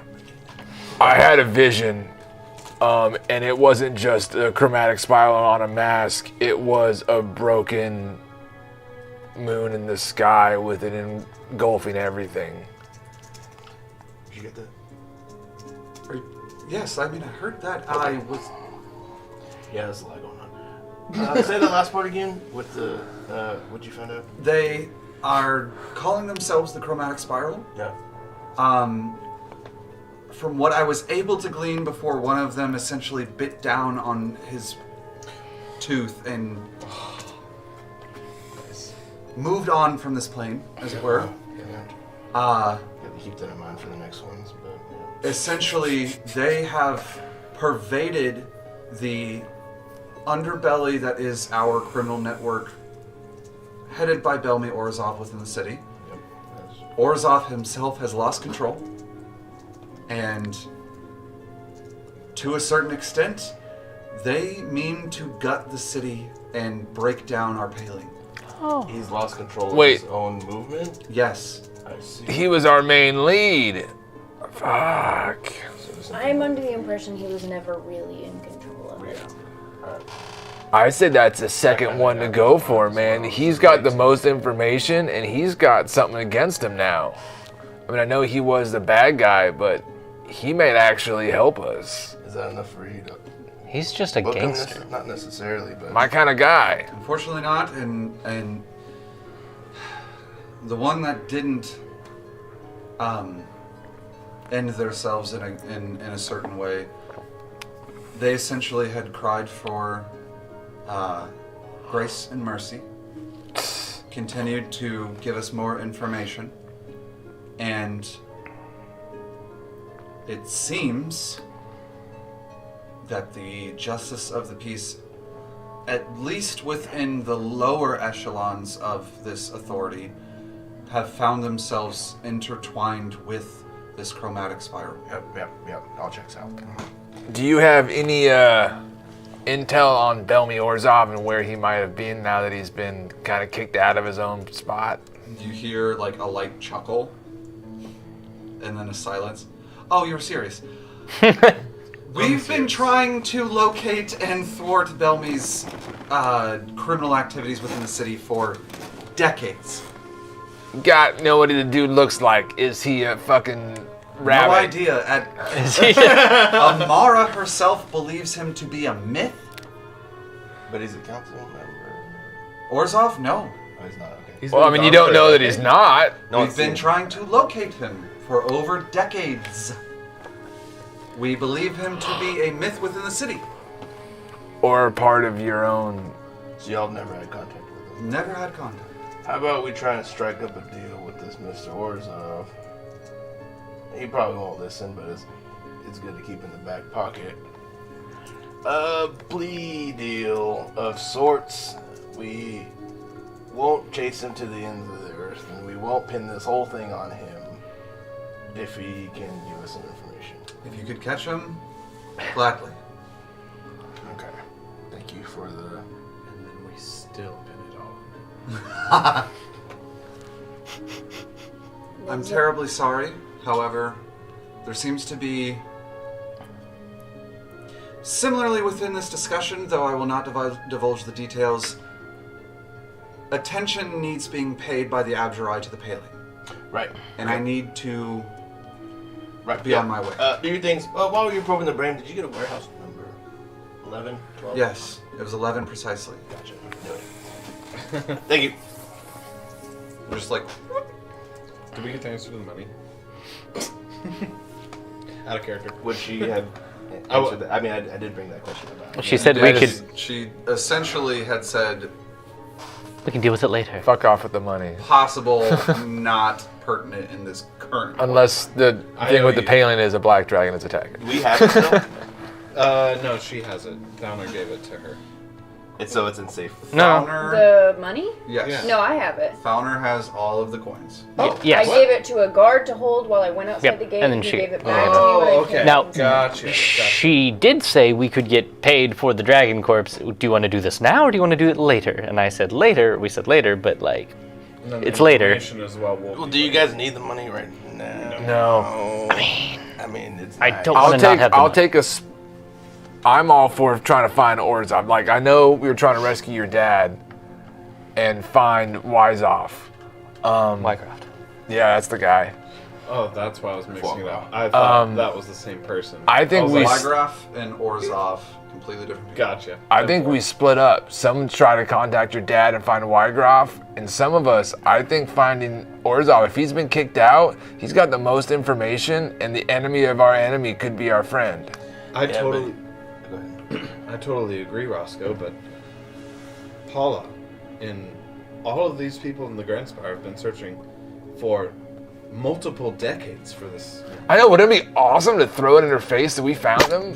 100% agree that it would be awesome to have found him. But it's not. The throwing in the faces, I can see how you'd enjoy that. But I definitely agree. We should do that. But it should be when convenience presents itself.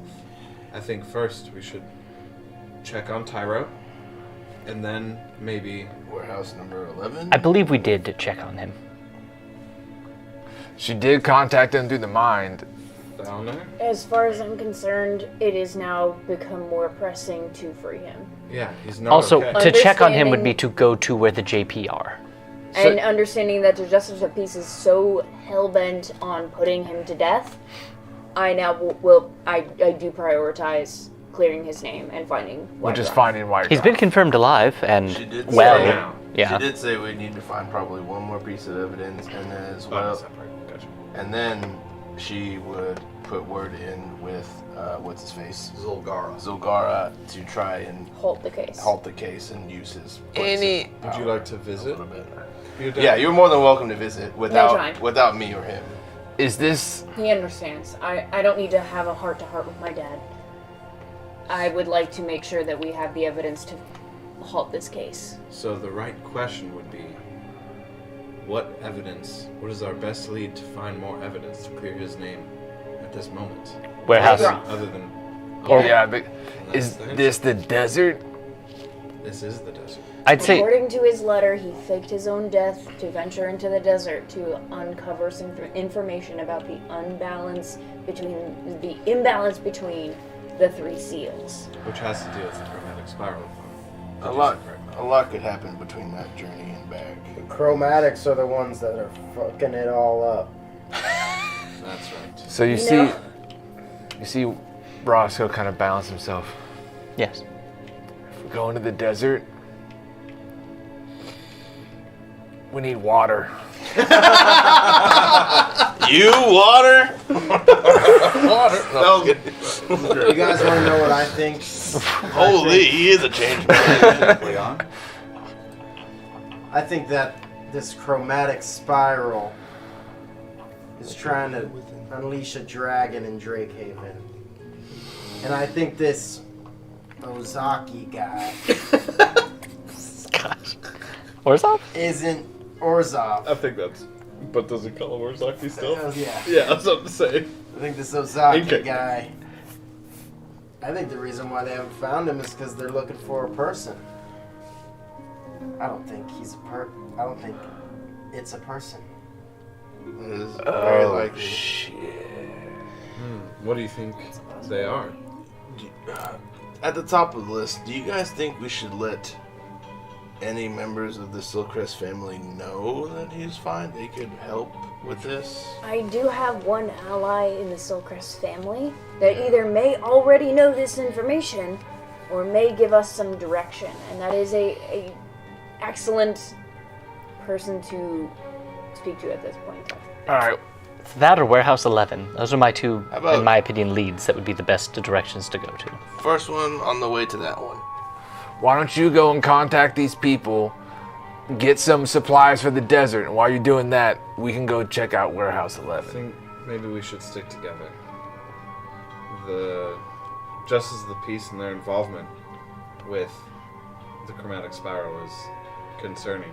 After we heard about how JJ's running is gone, the fact that we had to be escorted back into town, I think it's best for us to have our strength in numbers. If we get arrested, I'd rather it not be all of us at once. It's a Fair good point. point. I want to tell you guys something about me. I come from a place where we worshipped a dragon, a gemstone dragon. And if this chromatic spiral is anything like us, they want to see their chromatic dragon succeed and thrive. And this isn't good. We need to figure this out. But I have a bad feeling about this group. I think, I'm pretty excited because I think we're gonna get a dragon. I have a quick DM question. Sure. Do I know any nature? I remember last session I asked about gemstone dragons. Do I know anything about their nature? Considering the prior check, and being a fresh mind within this plane of existence or this world or however you have manifested here, you currently do not.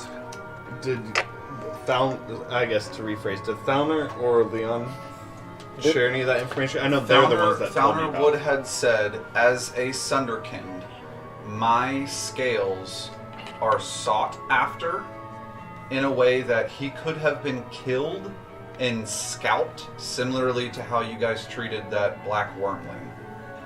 So long as Did you ask if you know about gemstone? gemstone, specifically just gemstone. I specifically said my scales are moonstone. They are gemstone.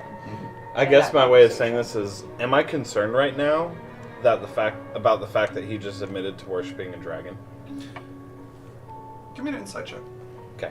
Yeah, because that would be the first time I mentioned any of this to anyone. Yeah, I just don't know if I had prior information about like if that's cool or not.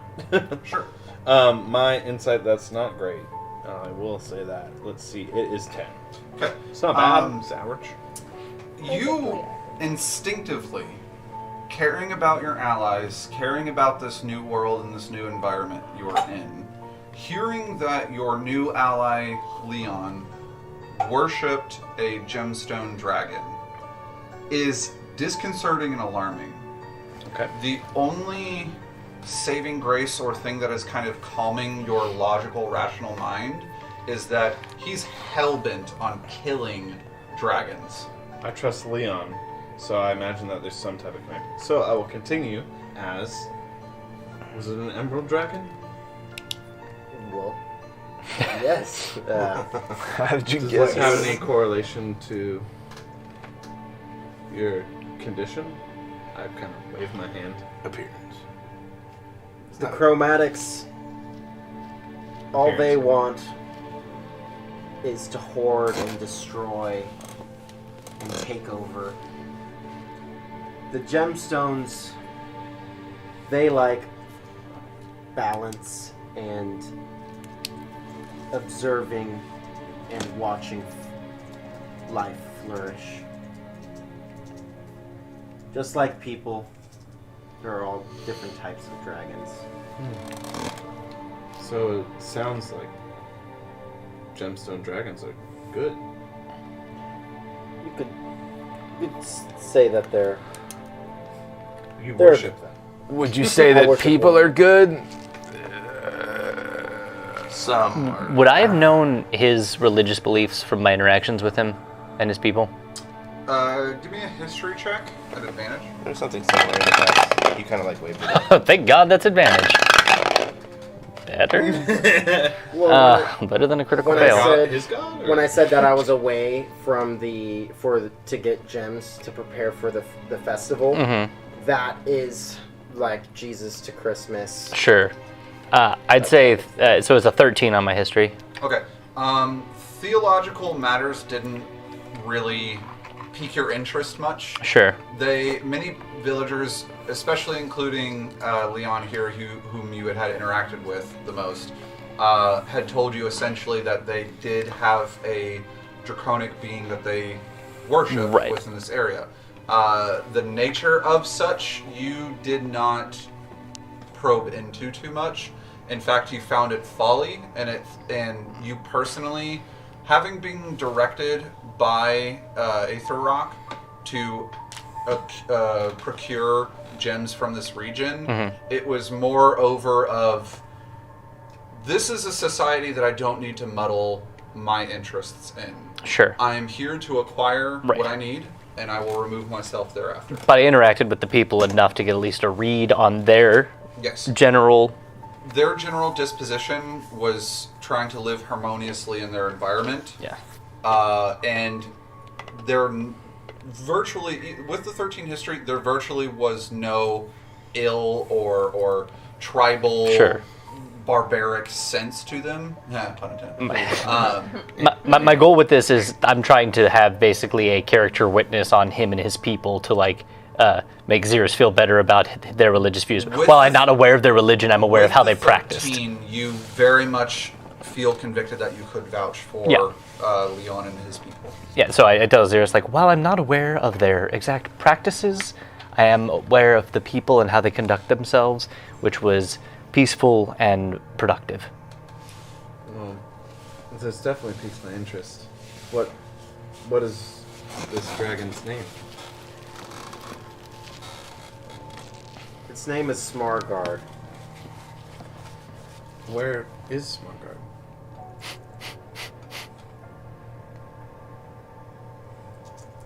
I'm silent. Leon? Passive insight, Xeris, He of a 10. You can tell that it's a sensitive subject. It's okay. I kind of just touch my chest, and then I put my hands around. Xeris connects the dots. Oh, I crazy put person. a, assuming that the dragon may no longer be with us, I put a hand on the shoulder of Leon and say, "Thank you for sharing."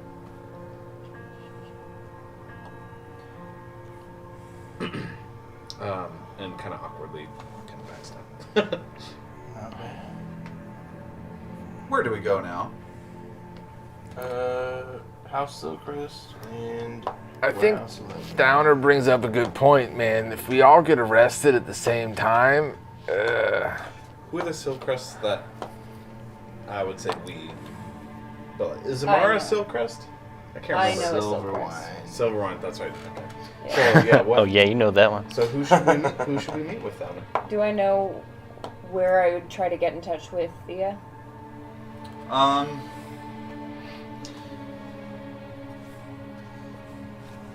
Your passive insight tells you you were found once and might be easiest to be found again. I need to. There's an individual in the Silcrest family who has expressed that she's interested in uncovering the details of the case of Wycroft's murder. I feel like she would be interested in this particular fact if she doesn't already know. And I think to talk with her, we might need to go back to my tea shop. I don't know where she is, but that's where I've met with her before. And if she's interested in finding out information, she might be waiting for me there, or Keeping an eye might on visit. it. Exactly. Worst case scenario, I will take you up on that tea. Let you off. You know, it'd be worth a visit. Even just us. Okay, so it sounds like we should break into two teams. The best lead is get tea. Yeah. So, team tea shop or team warehouse? I look at JJ like, You like man, that warehouse." you're a wanted man. I don't think you should go back to a Well, crime Don't put him in scene. a box. The only counter argument there is if we were to go to a sketchy warehouse, I would like probably all of us present. What's the warehouse? I'm sorry, I didn't pick up on what's there. Orzhov's operation has been, when we tackled that one, the Yuan so T it's Pure still Blood, the same they said, yeah, it's a warehouse like 11 or 12 or something like that. And it's where he's doing the mission and it's getting crazy. Please just let me go. Oh, God, there's something coming. Okay, so on that note, as Spencer reconnects those dots, It's a lead on Orzhov's operation, not necessarily Orzhov the person or dragon or thing. Bad stuff's there. I do. Bad stuff's there. It sounds like the warehouse is the most risky. Is there? I'm okay with us maybe going to the tea shop in a smaller group and splitting up, but I do feel as though the warehouse may be best for us to all stick And together with. to be brutally honest, are any of you actually afraid of the justice of the peace? I'm not. I'm No. not. Please, I love you. What is love? And I don't think Baby they could daughter, arrest us, really, if they tried. Not to toot our own horns, but I'm just saying. We do have documentation. Sure, we could fight back, but then not be able to enter the All right. city I at know any people, point again. you know, Well, why she don't- knows some Without people. Why don't you guys go to the tea shop and we'll provide like cover back and we'll kind of keep an eye out and watch. That sounds fantastic. You guys actually walk in. Look we'll, at you. We'll do a perimeter, and I'm good at then watching. we can go to the warehouse together before we go to the desert. So, Jack, would you want to join us for some I tea? would- That sounds the least suspect. I would love some coffee, actually. It's been a minute. To steepen the cups, provide coffee. It's not ideal. Our herbs are definitely where we specialize most, but our coffee's not bad. You've had it before. What do you mean? I was about to say, he said coffee. I said I would love some coffee. JJ. Not the best. JJ. Doesn't matter. It's the best for him. He I loves mean, that. it's great. JJ knows that. It's great. It's great. Well, I'm sure it is. I'll stay back and do perimeter team because it's We're like team perimeter. yeah. Are you familiar with halfling coffee? No, Is that alcohol? that's what I assume. Sure perks me up. Coffee cream and Very a splash of your serious. what's the clear? Like Emmer emmer clear. clear. Emmer Oh, clear. that's for a special time, mate. Oh, then you're good. He Alcohol. pressed a digit. I pressed it, did it. He pressed a did in my backpack. Okay. Well, I'd say add a splash of that to your coffee and you'll be right as rain. Maybe We already talked about how there need to be a perimeter team. We can bring it to you. Yeah, I'll bring some coffee. I'll bring you some coffee. Some to-go That's the cups. least of our worries. Some to-go cups. I'll bring it on a disc for certain. Freaking good ideas and reason. So 3 in, 3 stay, plus stack stay. I'm on team observing. Yes. Awesome. Observe. Are we worried? Observe. Yeah, observe, or do you want to go get tea? You don't strike me as a tea person, I but maybe you assumed are. Observe. Then I'll be tea. Are we worried about... I mean, I summarize this in character as well, but are we worried about Leon and Jack with Theo and the Justice of the Peace currently? Or has there been some type of hey, don't mess with these guys, they're good, from Paula? I don't... Are there wanted posters that we see kind of put up around town? Yeah, fugitive has been thrown around. You haven't seen any thus far. Your only indication is none of you guys know, except for what Jack has prior explained to you. Theo and a small platoon of Justice of the Peace had gone up to the College of the Izzet concerning a problem that was expressed to them. Immediately seeing Jack, they had accused him of charges being criminals of the state, involving harboring a fugitive, obstruction of the obstruction of All right, the peace. so- Charges. Do we got like a disguise? You got like a big cloak or something you can wear, JJ? Let me say this for the table. With that information and kind of discussing it and talking about it a little bit further, you guys get the sense that you might all be on a list. Oh gosh. Not just the two of you. Just two. Who saw us? Okay. Those 2 guards. Which 2 guards? Jack, Well, Stack- Jack filled they know us s- in that those guards were on our. I mean, we knew those guards were on our case. They all have our name, is what we. Stack's definitely on the Whenever we were list. on the way to the Grand Spire, the knights went to go intercept those 2 and got to a brawl. Yeah, They're he like, got hey, those are Theo. those guys. But maybe those guys. But do you think they made us? Ooh, ooh, Yeah, well, if ooh. they come around, they can face these guys. Can Not My to puny mention, little stick arms. from the beginning, we were all drinking in a tavern with Theo, and then his star witness or captive vanished at the same time as the rest of us. so I'm Stack is above thinking. most important. Oh shoot, we need to. So I need to buy That's a why I put my big. coat around Stack. Okay, Yeah, but but still, I need a like, big he still has jacket. a dragon inside of him. I think.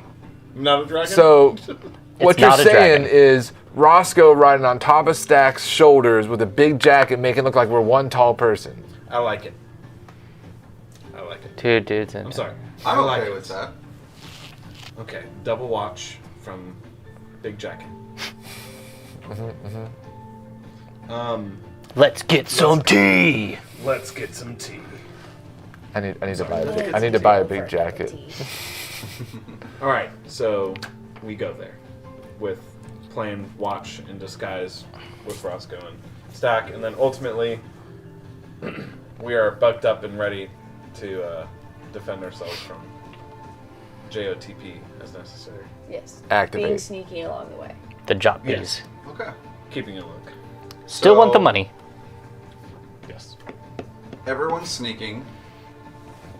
Roscoe, you're astride stack on the shoulders. With like a big trench coat covering it, so it looks like we're the two kids in Little Rascals trying to go to the bank. Oh my god, I love that so much. And I've taken my share of the dragon coins. Just to reiterate. Have you guys dispersed the share of dragon coins? I mean, I wanted to launder them, but I mean, Well, Thalner. Yeah, I have all It of might them. be handy. I might need to use them in what happens right now. Roscoe So would have I want to to make ask sure. down. Roscoe speaking to Thalner. Kind of the same concept of let's split up so we don't all get caught. These are valuable both by themselves and because of the effects on them. So yeah, let's divvy them up. I would be willing to divvy them up so that they don't all remain in the same space. I get 3. 2. Oh, I give him an extra one. Oh yeah, you get 4 now. I have 4. And it was 19? Yes, 19 platinums. This grinding Don't stone put those in there. sound. What? You probably shouldn't put those in there. Why not? I don't know. Let me. Yeah, it might be a little bit evil. Let me hold on to it. I'll be your bank. What is a bank? Maybe you want to hold on to them instead? I don't know why I'm Jackalson. Roscoe, would you steal money from Stack? I No. informed Thalner Because of Roscoe's Stack plot. friends do not steal money from each other. So if Roscoe ever steals your money and spends your 4 coins that belong to you, Or gives them away. or gives them away, I won't. You got 18 coins that are mine and 4 that are Yeah. stacks. Okay. 19 coins are yours. No, I Exactly. gave him one He of gave one mine. stack. Right. Can I put them away, or do I need to give them to Roscoe for banking? I think Roscoe holding on to them for you would be safer than putting them with the object that you are. Yes, protecting. never open that Wait, how much is 1 platinum? Closes it. Never. How much is 1 platinum? unless 10 gold. commanded by Okay. us One of or these one of the friends delegates. here. As we've established your protocol, designation defers to me in the absence of Malachi, and then I verbally authenticate the other people with us. As a matter of fact, we should have a safe code word. Should anyone try to Waffles. disguise themselves as us? I like waffles. Yeah. It's my password for work. What should our code word be? Waffle butter. Waffle butter. Waffle butter. That is never repeat New it. password. If we That only sounds open way that if worse one of than us just say waffles. Waffle butter. Okay.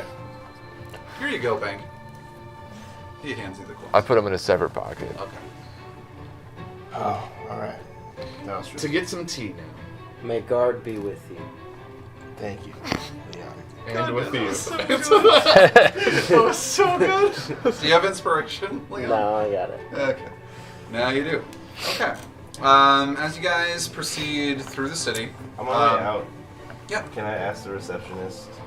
Yes, Which one is this? Susan? No. She sounds like the sexy one. Was it Susan? You don't. There's been 3 so far. That's what gets Susan you was going. It's was not the Abby. illusionist.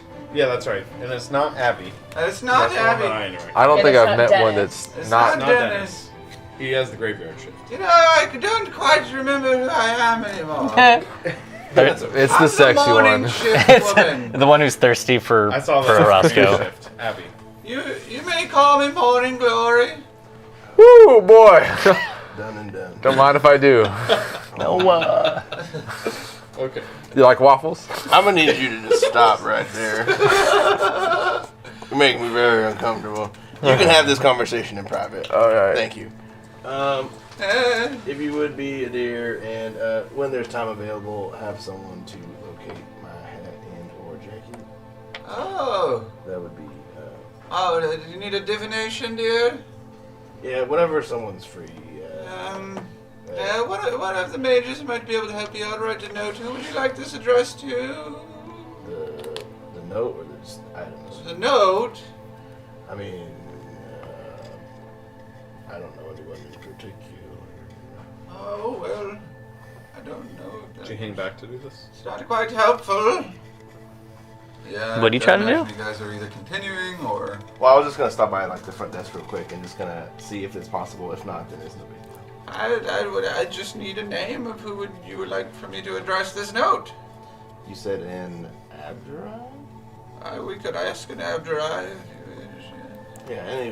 Okay, I'll write a note and give it to anyone specifically pertaining to the Abdrai? A hat and a coat? Yeah, mine's specific. Do you need Yours anything of mine? No, you're Jack Jacobs, correct? That is great. Okay, that's plenty enough, yeah. Okay, appreciate it. You're welcome, dear. Have a good morning. Jacket Jacobs. As you guys kind of exit the Grand Spire, a Thank you. crisp morning air pervading through this mountainous range, birds tweeting, several mages kind of sprawled out on picnic blankets and deep into their books. Kind and soft and gentle is this morning. We are ending session early today. We are ending early today. I am so sorry. Start off with a nice cup of tea and a cup of joe. And I feel like we have a really clear direction, you know? It's almost like, it's like that, I almost said that in Downer voice. It's for like an anime intro do. that ends, and it's like all of the characters like looking up into the sunrise, like, it's a new dawn. It was definitely the beginning of like a filler For me. episode, you know, where you're just getting I'm feeling developing good. plot like The ready. beach for- episode. Yeah, it's Oh, like, no, that wasn't the beach episode. That will be much more chaotic. I'm sure. Jesus Christ. That's like the toilet episode. Roscoe's gonna That have to was get the beach everybody episode. drunk for sure. On the beach episode. I mean, we went Stay tuned. we Tune fleshed into the ourselves. Discord for previews. went Yeah. camping, met a tree, Yeah, met a dragon, Leveled up. leveled up, met Is there a beach there? had a Neeson chaotic dream, Lee. had a Leeson chaotic Liam. Desert. vision. No, Beach. Leeson Neum. Leeson. Yeah, Leeson Leeson. Neum. Neum. He did not give you a last name. Neum. Well, we named him. Leeson's with an S. Cannon. Hold Yep. on, Thalner, will you give me a Constitution saving throw?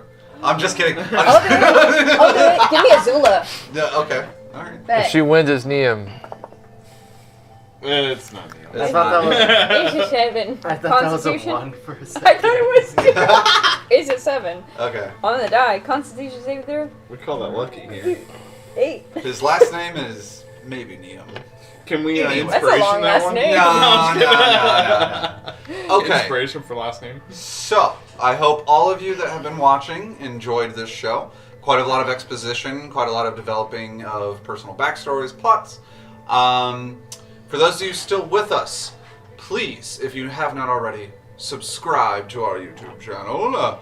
Join our Discord. I want to talk to you guys more. I want to have a better community feeling going on. I mean, it's already great, but How do they find our Discord? how do they find our Discord? There's a link in the description on all of these episodes in YouTube, as well as our website, twistedtabletop.com, which is also linked in our description, and basically everywhere that we exist, Facebook, Twitter, Instagram.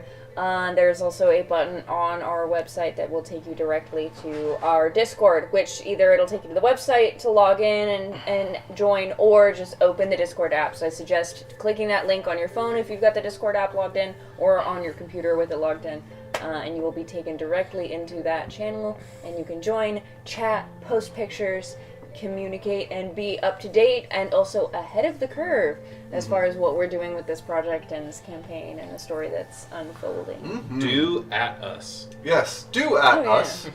If you like maple syrup, at me, I dare you.